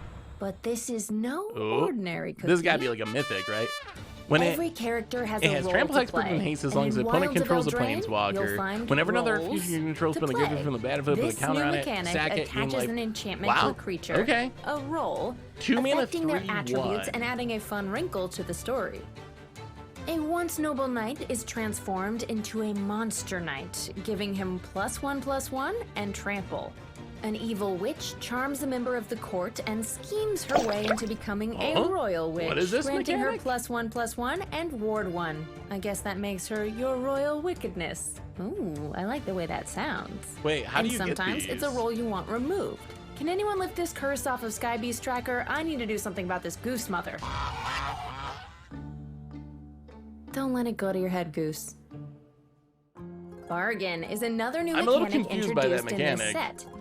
Just Sad like News Jack traded Bears, the family welcome to cow the for some Fishbowl. magic Thank beans, you you'll so be able much for to your hawk, subscription. barter, Big and thank you, swap thank your you, way to thank you. victory. How do you get Bargain them, lets you though? sacrifice Oh yeah, this an is one of artifact, the. enchantment, or token. This is one of when the you scary cast the spell. cards. This Once is the you've card given people are something talking up, about breaking you in older receive formats. They're something being in very good in return. older formats. Sacrifice a token when you cast 2 damage towards to the target tower, creature increasing your planeswalker. damage If it was to bargain, 3. 3 And damage you to get to that permanent. scry You scry 1. 1. Sounds like a It's deal. good removal. Like, that's a very Nothing good is common more removal crucial spell. to Doesn't have Eldraine face than a though. sense of adventure, and so the adventure mechanic makes a return. Adventures are This back. ability allows you to cast either the creature card, in this case Besotted Knight, or choose to send your creatures Oh, okay. on So the an rolls adventure. are just If things. you choose to activate Betrothed Okay. the Beast, you get to create So there's cards a royal that tell roll you to token, make a giving your royal target roll or +1/+1 create whatever roll. and ward Okay. 1. Your adventure is then sent into exile, but can later return as its creature card to complete Token the quest. enchantments. Perfect. Another successful adventure. We haven't had many token And in enchantments this set, before. look for 2-color adventures. Oh yeah, of course that 1 dragon makes damage. treasure. Casting sorcery spell. Oh, that's a really good spell slinger card. The blue Sagas are one. also back. What better mechanic to Sagas. use in Eldraine than one that allows you to tell a story? This saga features the 3 blind mice. Great 3. Oh great, now that song is stuck in my head.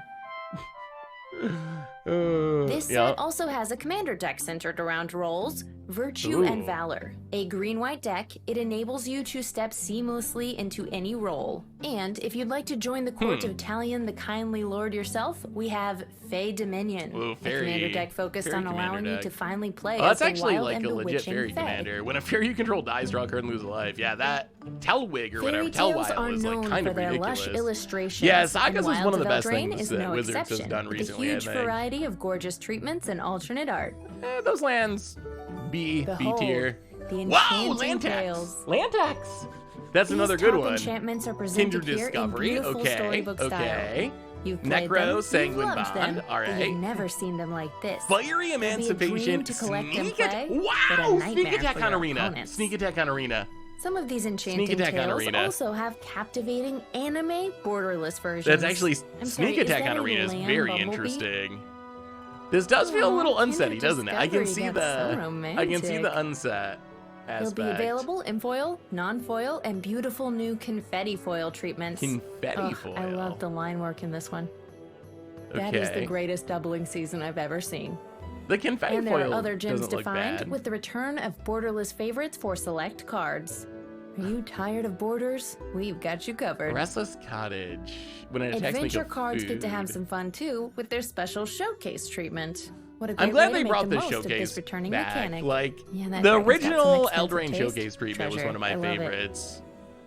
Wilds of Eldraine will be available for pre-release the weekend of September 1st through 3rd. On Arena, check out the The doubling early streamer season art's event really on sweet. August 31st. Then enjoy You the don't like set the release confetti? on September 5th. It will be available everywhere on September 8th. And if you want to read even more of the story, make sure you take a look at the web fiction, which is available right now. And check out these 2 promotional cards that will be Ooh. available at your local game store. Lights Pyroblast Out. and Ice Bargain. Out. One less Keep your guess. eyes peeled for what inspired these promos as we get closer to launch day. Wait, does And that mean that's a quick Pyroblast little is gonna peek be? at some of what you'll find in the Wilds of Eldraine. Does that mean Pyroblast is gonna be actually There's so much legal? more to discover in this tangled, wild, enchanting world. But now it's time for us to end like every good fairy tale. And they played happily ever after. Right. Perfect. Okay. I mean, I think there were a lot of good cards in there. The fairy tale cards look good. The treatment looks good. I could not really read the text of most of them because they went by so fast. But I mean, so what do we think so far? What is the? I wonder if the Pyroblast is going to be legal or if it's. Yeah, they go so fast with the cards. So we might be able to find some on Reddit. They'll be up on Goldfish. They'll be up on Goldfish as Niantic works on it. We can probably pull up some of these cards though and actually read them and see if they're good as we wait for next stream. Okay. Welcome. We're back. Weekly MTG. I'm your host Blake Rasmussen, and I am joined today to talk about Wilds of Eldraine by Sarah Wassel and Ian Duke. Welcome, you two. Okay. Thanks. So Yeah. Yeah, thanks for having us, Blake. Glad to be here. yeah, I'm real surprised quick, how fast they did before it. we dive into That all was the like 10 previews minutes and that like we're gonna 30 or talk 40 about, cards, wasn't it? Can you tell the The people video is a up little on bit about YouTube. what you did on the set? Would you rather rewatch that or should we sure. watch the Yeah, I'm an weekly art MTG? director. Because I I'm sure work, they'll have. in I'm the sure they'll have some studio, spoilers on here translating the eventually. world building visions into art.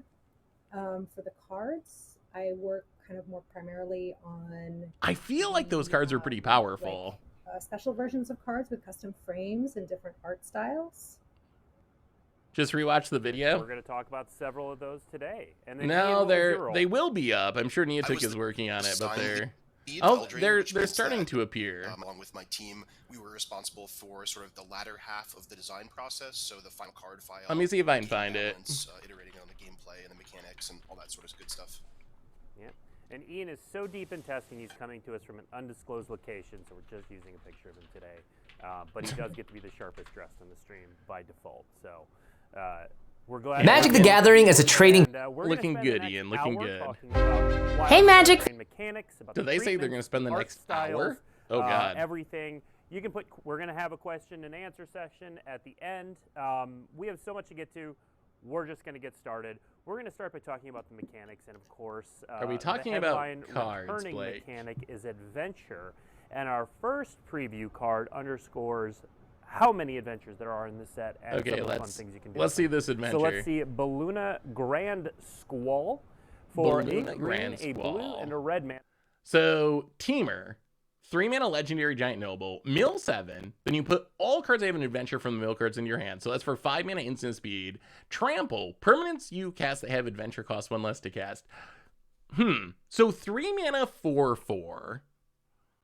They can also draw you cards. I mean, we would play this in the deck we were playing today. Like, in the deck we were playing today, this card would be very good. It seems like a very good commander. I wonder how good it is in standard. I mean, I guess don't underestimate adventures. Don't underestimate adventures. They always end up being very, very good. It's just an inherently powerful mechanic. So I actually think that this could be a good standard card. I think this could actually be a pretty good standard card. Assuming its colors are good, assuming adventures are good, which they should be, in an adventure deck that seems very powerful. Is she holding Cinderella's wagon? I mean, adventures coming back are sweet. All right, doesn't reduce adventure side. Permanent spells you cast that have an adventure cost 1 less to cast. So doesn't it reduce all of it or no? Yeah, that is some sweet hair. Yeah, 3-mana 4/4, it is in 3 colors, but those are good base stats, right? 3-mana 4/4. The sad thing is, it still kind of gets wrecked by... Shieldred, right? Like, that 5th toughness on Shieldred wrecks so many cards. And this is another one that it's like, you play your sweet Balloona Grand Squall, you're gonna do your sweet thing, 3-mana 4/4 trample way above the curve, and then your opponent's like, hey, Shieldred, and you're super sad. Plethora of moves for the 13th month. Welcome to the fishbowl. Thank you so much for your subscription. Big super chat for you. Thank you, thank you, thank you, thank you. All right, I think we'll keep an eye on this, but we're getting some of the cards actually on the website now. So let's look at some of the cards that flew by and see if they're any good. And we'll check back in with Blake as he goes along. They're a little bit more. They look like so kind of hand drawn, maybe hand. So this one I was intrigued by. Kellen the Fey-Blooded. So this is a mythic legendary human fairy. Wow, mono red legendary human fairy. Okay. Kellen the Fey, weird creature typing color. Kellen the Fey-Blooded. So 3 mana 2/2 double strike. Other creatures you control get +1/+0 for each aura and equipment attached to it. So 3 mana 2/2 double strike, basically Voltron it up. Birthright Boon. Search your library for an aura and equipment card. Reveal it, put it in your hand, then shuffle. So I think just this mode is good enough that Kellen will see play. Like, that's kind of the going rate outside of modern, right? Like in Pioneer and Historic, this is as good as it's going to get for a tutor up and aura equipment, right? Like 2 mana, that's not overcosted at all. And then you tutor up. Oh, they're talking about it right on screen now too. But isn't this card like, this card's really good, isn't it? Like, you gotta be in an artifact or equipment deck, but like 2/2 double strike, tutor up an equipment, and pump the rest of your team. That seems like a card designed to be good in standard. Kellen has a third borderless version. How do you all balance? This is probably the best version, I think, art-wise. This one's kind of like meh. Yeah, sure. This one's fine. Well, from these three, it's easy to see one of the ways we do it. Is I know. Like, Porous equipment. Who would have imagined? Who would have imagined? This version we get way up. What about Will and Rowan? So these were these ones we didn't really get to talk about much. So Rowan and Will, are these cards good? Are these cards even designed to be played in standard? Or the commander cards? So Will, 3 mana 2/4, legendary human wizard, vigilance, tap it, spells you cast this turn that are white or blue cost X less to cast, where X is the amount of life you gain, activate only as a sorcery.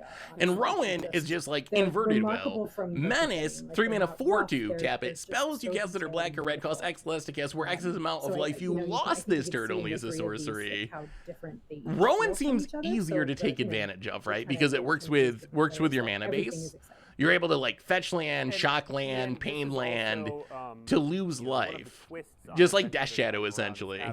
So I feel like Rowan is the more powerful of the two, although on the other hand, Will can go forever. There's like some very cheap, efficient ways to gain life. Like, yeah, absolutely. Is it good in Soul like Sisters? Earlier, we knew we wanted to bring back adventure. So your Soul Sisters deck, like, cast the, I don't even know, Omniscience or something for 3 mana, 2 mana. This one, so we've done some of the adventures in the set, not all of wow. them.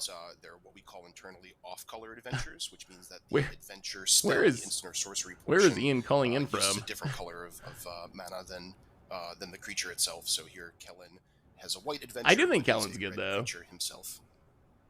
And now for Kellen specifically, Ian, how this is our first time meeting this character. We got some more new ones uploading on the site as we go along. It to get the mechanics on this character correct? Okay, so these are all cards we saw from the stream. An important part of the storyline from pretty early. So we talked about Agatha, Helda, Arianet, Sir Ginger, the mule. Very closely with is this an unset? Is this an unset? The character well. This feels so unsetty. Legendary artifact creature, Food Knight. I mean, I'm glad we got Sir Ginger back because Sir Ginger was the highlight of last Eldraine in the trailer. It has trample, hexproof, and haste as long as an opponent controls a planeswalker. So if your opponent has a planeswalker, this is kind of absurd. On to our next mechanic, and we're going to use a little bridge because our next card, Conceited Witch, has both adventure and creates a roll token. So Conceited Witch, 3 mana. Create a wicked roll token attached to a creature you control. Warlock. The adventure is and then 2/3 menace. Okay. Sorcery, which art's pretty sweet. Wicked roll Look at the token mirror, the old version. Control, and it is a 2/3 with menace. So Ian, give us a quick overview. I'm intrigued by the roll token idea and how strong that's going to be. That does seem like a good roll is one of the big new mechanics in the set. Roles are so there's 3 different roles. Aura tokens. Enchantment aura tokens. Creatures, or in some cases your opponent's creatures. And there's 6 different types of roles set. Whoa, there's Wicked 6. is one of them here. Different, and each card to create a role will tell you which role to create and how to put it onto a creature. Each player can only have 1 role per creature, and if you try to put a second roll on that same creature, then the new one will. So Wicked Roll. Go to the graveyard. I don't remember what Wicked Roll does. I think they'll probably show us here momentarily. We're printing these tokens right there. They're coming in packs. Yes, we have Wickens available to represent roles. Ian's audio the is tokens so bad. Themselves are not they managed to sneak in a little bit of flavor text. Is that the one that makes 1/1 base power? But why? So there's 3 different. But why would you want to put that on your own creature? Makes it a little bit easier to find the right role that you're looking for as you're. So I feel searching like through a pile of draft. It can't be the 1/1 thing, because why would you do that to your own? All right. stuff? Well, let's look at a couple other role cards. The next one up is Living Lectern. So this is 1 and a blue artifact creature construct. It's a 0/4. And you can pay 1 mana and sack it, draw a card, create a sorcerer's roll, and create a sorcerer's roll token attached to up to 1 if you other control another target roll and I creature put in the control, graveyard, enchanted activate creatures. only as a So sorcery, okay, so sorcerer's roll, enchanted creature has +1/+1, and whenever it attacks, enchanted creature gets +1/+1 and has whenever. So this sack creature it, attacks, draw a card, scry put a 1. sorcerer on another. So I mean, that's about, actually Ian, pretty a little good bit for about common how, 2, isn't it? I was gonna say this eventually. The role that role plays in draft. The role that role plays. Yeah, roles are sort of the glue that binds the whole set together. Yeah, I don't think it could possibly. The Wicked Roll. Okay, Wicked is +1/+1 and 1 damage when it dies. That makes more sense. So, as we're looking at this, remember, these are enchantments on the battlefield. So as we're evaluating this, this is a mechanic that makes, like, area make way more sense.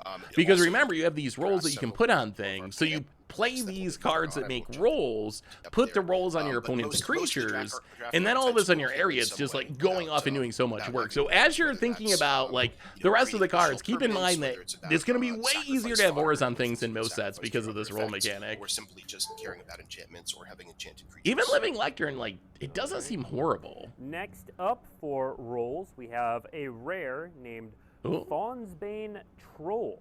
Fawnsbane's Troll. Okay. 4 mana, 4/4. When it enters a battlefield, create a monster roll. +1/+1 in trample for monster roll. Pay 1, sack an aura attached to it. It fights a creature you don't control. If that creature would die this turn, exile and instead activate only as a sorcery. So 4 mana, 4/4. But it can be a 4 mana 5/5 trample if you put the roll on it. And then you can sack the roll. I mean, that seems reasonable. I mean, I don't know if it's a worse roll because trample is actually relevant, right? Like, being able to make a big creature and trample. I think this roll mechanic's going to actually be very strong. I think it's going to be really strong. So what is the roll mechanic change in standard? That's a real question. Additional ways to put other rolls or other what are the onto the troll, then you can let's see if we can look this up. Creatures with it. So the big deal is their enchantments. We're going to move into bargain on the battlefield. Sacrifices a lot of these auras. So we're going to look. Does it interact in any way with stuff that's actually in standard? So it's Hallowed Haunting. That has bargain. Bargain. So 3 mana bargain. You draw 2 cards. If it's bargain, look at your top 4, put 2 back, and then the rest in your hand. Okay, so 3 mana draw 2 at instant speed. Upgrade if you bargain. I mean, bargain seems fine. So I think the roll's good with Hallowed Haunting, right? Just more enchantments on the battlefield. Good with Catilda, I guess. How powerful is it when you bargain it versus not? Maybe there's not that many. Definitely powerful when you bargain it, for sure. Maybe there's not that many synergies in current standard. So I expect this to be a pretty prized limited staple for those who enjoy drafts. Good with Calyx. Probably very good with Calyx. Calyx probably be really good with it. I mentioned earlier that yeah, being big enough to get through a shield it is definitely relevant. Bargain is one of those. Rite of Harmony gets way better. Whenever a creature or enchantment, so you play a creature that makes a roll and you draw 2. Rite of Harmony. Rite of Harmony is going to be sweet. Rite of Harmony seems very good with roll. Let's move on to the next mechanic. Okay, so there's some synergies. There's some synergies. Machiko's Reign of Truth, that's another good one. Celebration.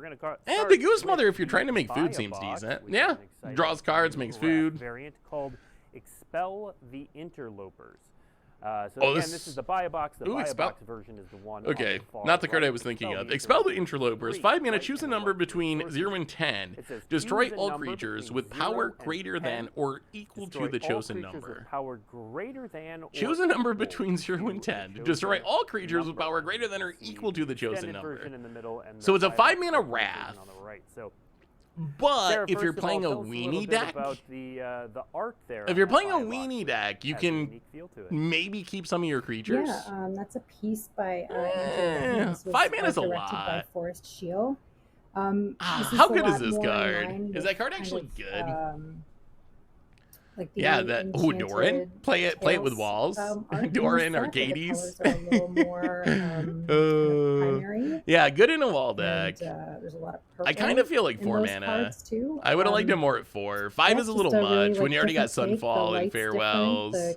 Yeah, isn't that the problem, Call? Like in a weenie deck, 5 mana is already a lot, even if you can kind of make it one-sided. Yeah, there's probably certain Commander decks. I will say, I appreciate in Commander Wraths that let you close out the game. Like Wraths that are just sweep the board, sweep the board, sweep the board. They just drag on the game. Those actually make the game less interesting for me. When your Wrath allows you to keep your threats and kill the table, then that's actually good. I'm going to read this real quick, and then I want to talk about that art on the right. Lich Knight's Conquest. 5 mana, sack any number of artifacts, enchantments, or token, return that many creature cards from your graveyard to the battlefield. Whoa. Wait. 5 mana, sacrifice any number of artifacts, enchantments, and or tokens. Return that many creature from your graveyard to the battlefield. Wow! Wow, that is... Is this not like 5 mana Rise of the Dark Realms or something? I guess it only hits your graveyard, but still. Wow.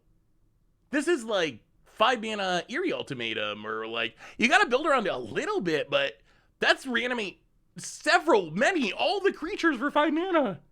That card's ridiculous. I think this is probably the strongest new card that we've seen so far. Wow, that is just an absurdly good rate. I'm floored. Normally it costs 5 mana to reanimate a thing. That's the going rate for reanimation this day. 5 mana, reanimate a thing. So the only thing to keep in mind, you do need artifacts, enchantments, or tokens, but you can make that happen. Like we have Bloods tokens in Standard. We have food tokens in Standard. We have treasure tokens in Standard. If you want to build around it, you can build around it. Kind of a better Blood Forebodes. Yeah, except like potentially way better. This is just like, it can get back so much stuff. Yes, this card is, I'm actually surprised at how strong this card is. I would have expected this effect to be like 7 mana, 8 mana. Like, I would expect this to cost significantly more than it does. And we're in a Atraxa Standard. Yeah, Blood tokens seem like the easiest. Old Rustines, finally Old Rustines, time to shine. It might actually be. Our next promo card, very thematic name, Stroke of Midnight. Stroke of Midnight. So for 2 and a white, you get an instant that destroys target non-land permanent. It's good. I remember this one from the leagues. This is the new... is this the best or the second best white removal spell in Commander now? This is like Generous Gift level. This is like... It doesn't hit lands. That's the only downside.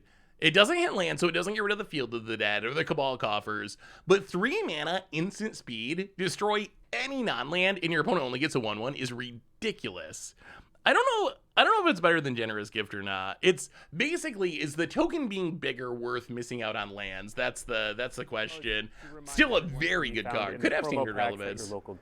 Fairy Dream Theft. 1 mana, 1/1 flying. When ATBs surveil 1, exile it from your graveyard, draw 1, and lose 1. And has flying. Probably part of the fairy deck. Enters the battlefield. Surveil these little fairies that offer a bit of value. Often the core of fairy decks. Like we have fairy lords, we have things that care about fairies dying. We've already seen some of those, so I wouldn't be surprised if in fairies this could be a playable card. Yeah, just a nice little. Seems good. I mean, the set's looking reasonably strong. All right, what were the rest of these cards we missed? So Sir Ginger, I think that card's really good. What is this dragon? Decadent Dragon. 4 mana 4/4 flying trample. Attacks make it a treasure. So it's kind of like Goldspan at home. Expensive taste. 3 mana instant adventure. Exile the top 2 cards of your opponent's library face down. You may look at those and play those for as long as they're... Oh, yeah, people are going to love that card. People love stealing their opponent's cards. Like, draw 2 from your opponent's deck, and then a 4/4 flying trample, make a treasure when it attacks for 4. Seems good. Seems solid. Ooh. Oh, that's... most of the auras. Is that good? So 3 mana 2, 3 mana aura ETBs under your control, draw a card. I mean, I guess it synergizes with all those aura tokens that are in the set. So it's probably going to be good in the context of the set. It is a 3 mana enchantress, and it only works on auras rather than any enchantment. In older formats, I think you probably just like play Sram, play Sethis. There's, I guess some of those trigger on casts though. This is enters the battlefield. So there is a slight twist, I guess, compared to Sethis or something. I don't think it's busted, but it's fine. Tails are a bonus sheet. Show us the Blood Moon, Blake. Confirm the Blood Moon is real. That have a bunch of enchantments in them with somewhere between 1 and 3 treatments. And somewhere between 1 and 3 treatments. And they bring a bunch of cool texture to the draft. We've seen things like this with Brothers War and Strixhaven before. So we're going to talk about these. Some of these have amazing art, Sarah, which we will spend some time on. Oh, good. The first one that we're going to talk about has just the one version, but you'll see in a second why we're talking about this. So Spreading Seas is our first enchanting tale. Okay. Before we talk about the... I mean, Spreading Seas is a fine. So this is just all going to be reprints. We'll keep an eye on it, but it's all going to be reprints. I'm curious about this card, Frolicking Familiar. So 1 mana, 1 damage to any target, red instant adventure, creature side, 3 mana 2/2 flying. When you cast an instant or sorcery, put a counter. Or no. It gets +1/+1 until end of turn, not a counter. Okay, maybe that's... I mean, that's still pretty good, right? So in a Spellslinger style deck...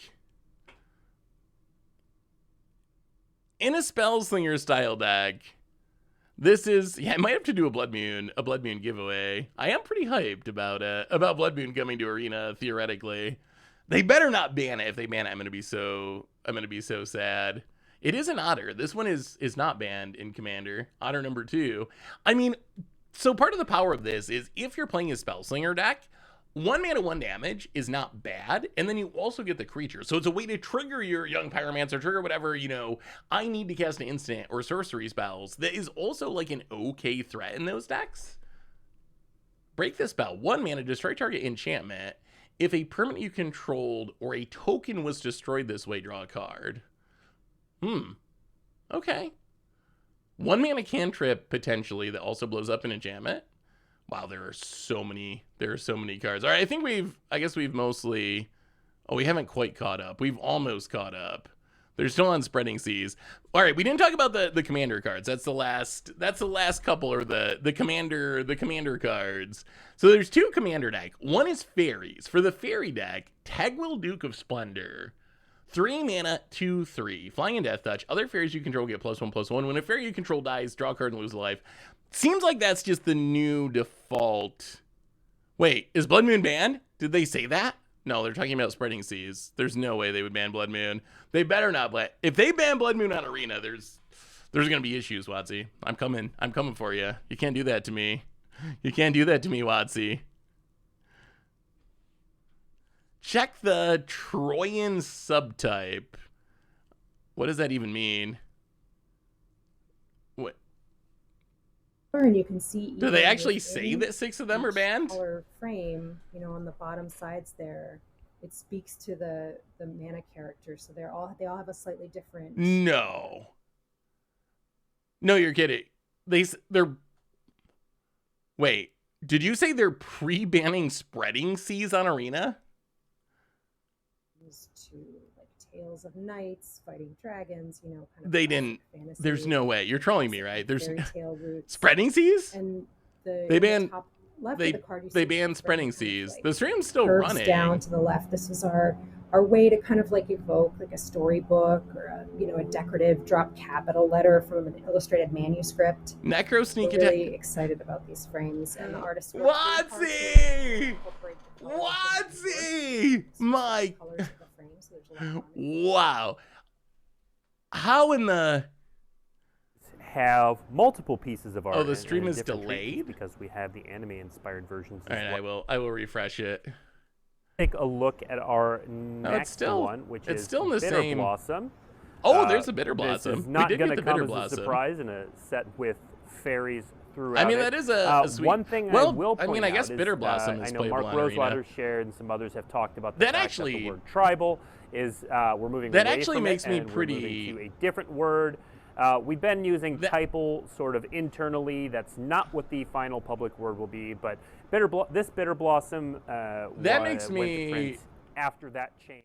That makes me pretty salty, honestly, that they would.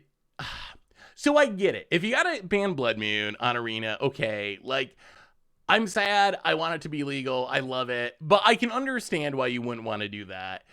Spreading Seas, though, is just like that.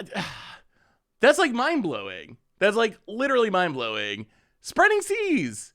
It doesn't even get rid of the land. It's 2 mana, turn it into an island.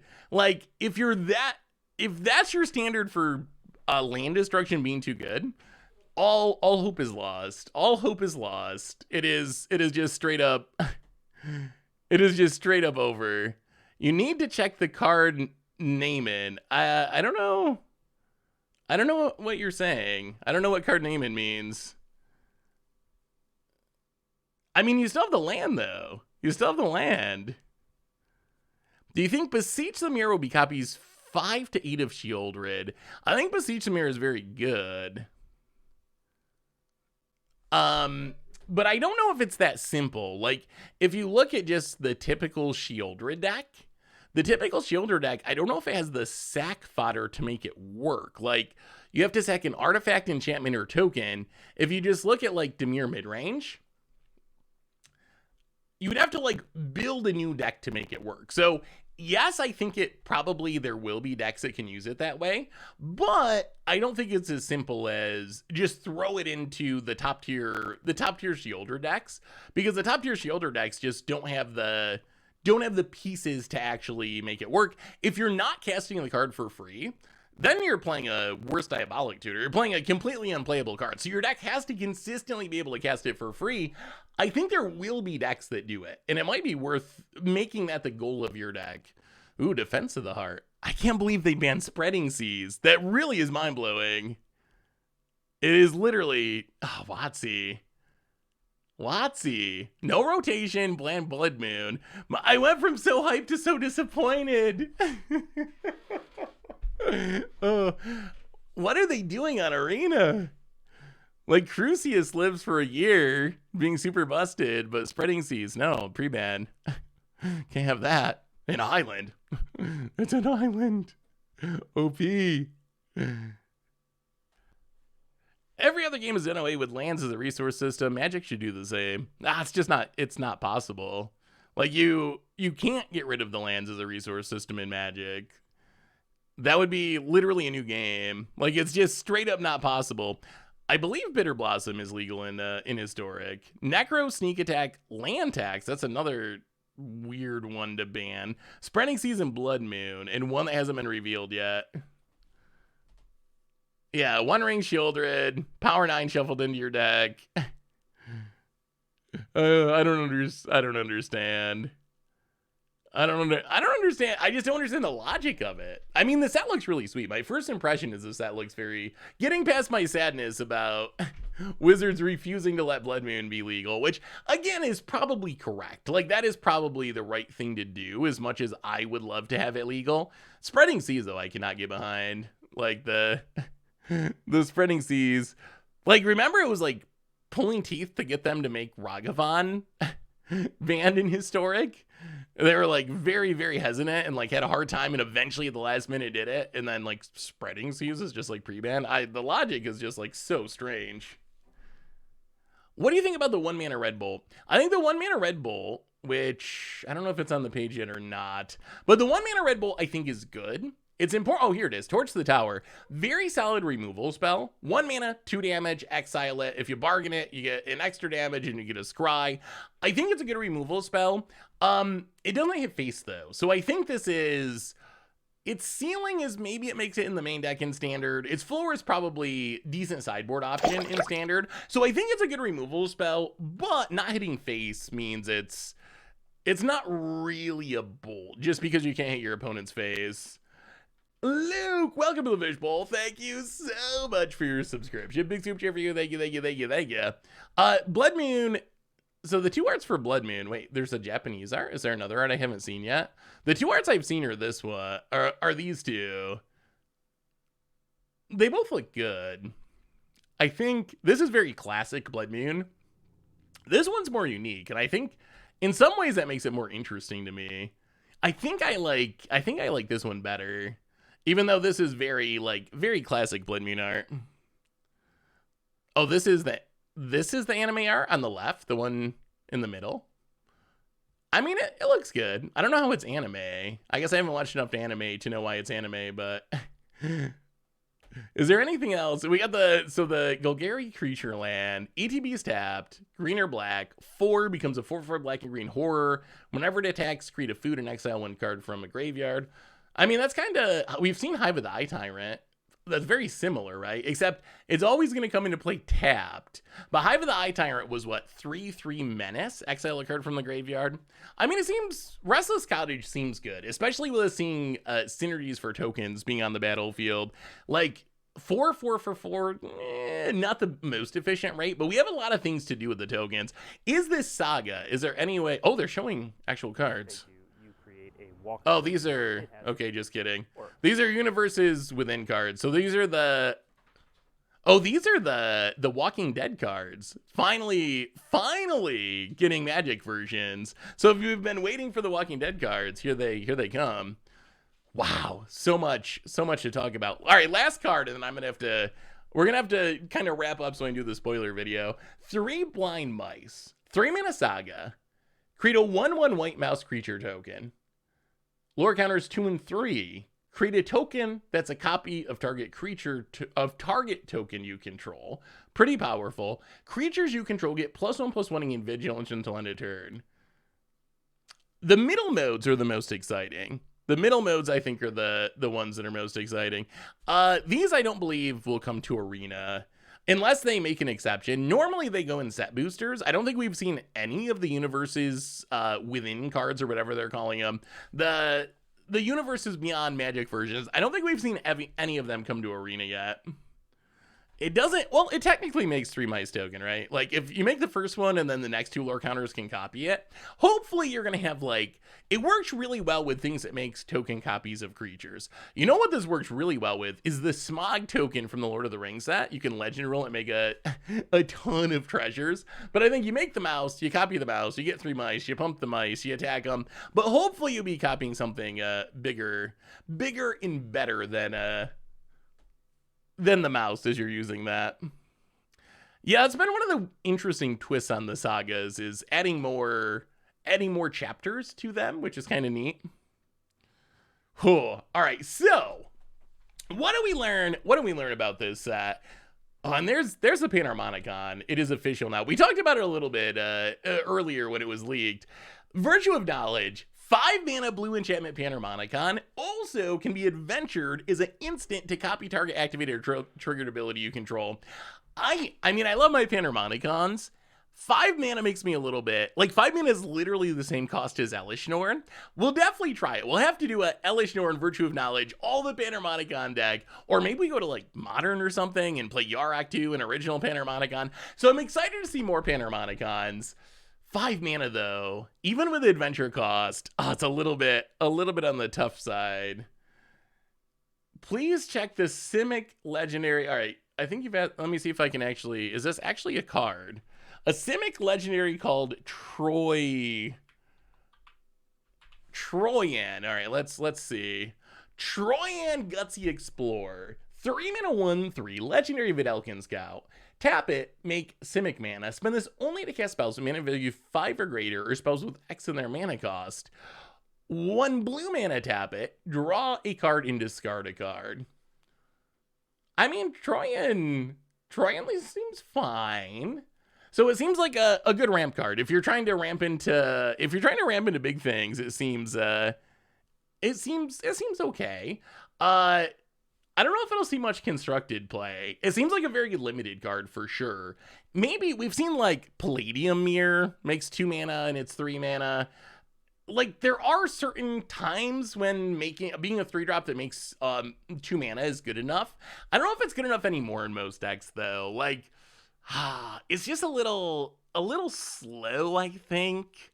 I don't know. I would be surprised if it really caught on in Constructed, but it is a cool card, and I like how it does a little bit of everything. I like if you're out of action, it loots. If you got a big thing in hand, you can ramp into it. So it does seem very sweet in a ramp style deck, at least in draft, and maybe in some commander decks.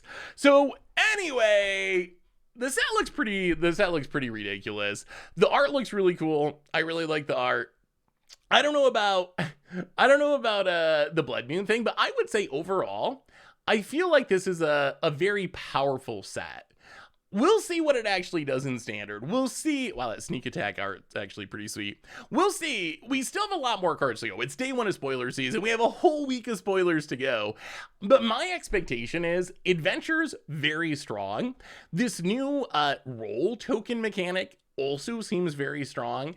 And so far, it seems like a lot of the stuff is like pretty efficient and on curve. There isn't anything there's not an Oko that I've seen. I don't think I've seen, read the flavors text of Troyan. I don't think there's, I haven't seen an Oko or anything. The scariest card is probably the 5 mana reanimate a ton of stuff if you bargain it. Like, that actually seems kind of ridiculous. Otherwise, like, there's a lot of cards that seem really good, but nothing I think that seems Oko broken. All right, let's read this flavor text. Troyan Gutsy Explorer. Okay, the streets of Ravnica were stifling. Eldraine is an endless adventure paved in gold. Aww. That's cool.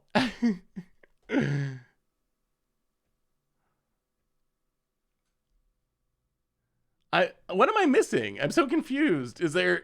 Why do people keep talking about this card? Is there something about this card that is interesting?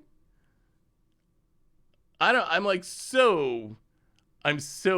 very confused why Troyan is a card that we're talking about. It's the Omen Pass. What's the Omen Pass?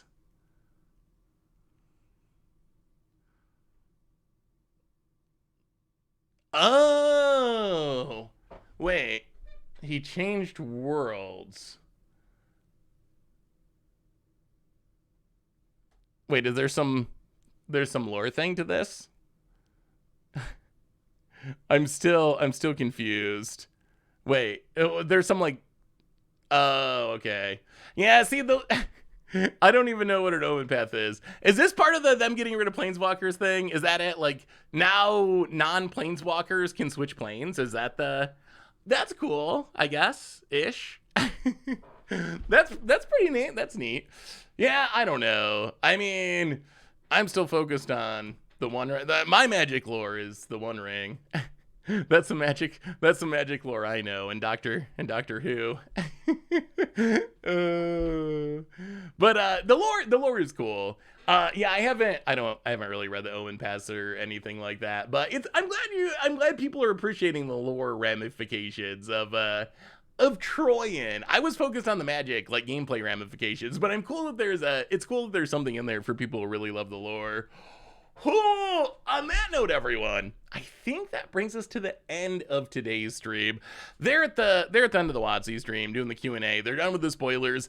I'm gonna scurry off and go make a spoiler video for the YouTube. So YouTubes need their spoilers too. So I still haven't watched Doctor Who. I figure I have until October, and we're now in Wilds of Eldraine. But I will. It's on my list. I'm gonna at least check out the few episodes people recommended just to get an idea of what it's about. What do you think about rolls in Pauper Boggles? They could have a roll. No, they could actually see some play. It's really going to depend on the specific cards that make rolls. Like, how good are the cards that make rolls? How efficient are they? But I mean, they kind of virtually generate card advantage. They have synergies with anything that just cares about the number of enchantments are on the battlefield. So your all that glitters is going to get much better. Ethereal armor. So it seems like it probably has potential. But anyway, everyone, reminders on the way out the door. Replay YouTube. That's where you can find all the old streams, including this one in the future. Normal YouTube. Spoilers incoming, along with everything else on the YouTube. And one more reminder, if you need any of these cards, you can get them from our sponsor, Card Kingdom, over at cardkingdom.com/mtggoldfish. Most importantly, if you want some spoiler content, make sure to check out the main YouTube. And Tomer will be doing a spoiler video for the Commander cards on the Commander YouTube. But mostly, thanks to all of you. Y'all are amazing and spectacular, and I love y'all. Thanks for hanging out, talking some spoilers, and I'll be back on Thursday to have some more fun. So until then, everyone, have a wonderful day and a great Wednesday, and I'll see you on Thursday, and I will talk to you soon.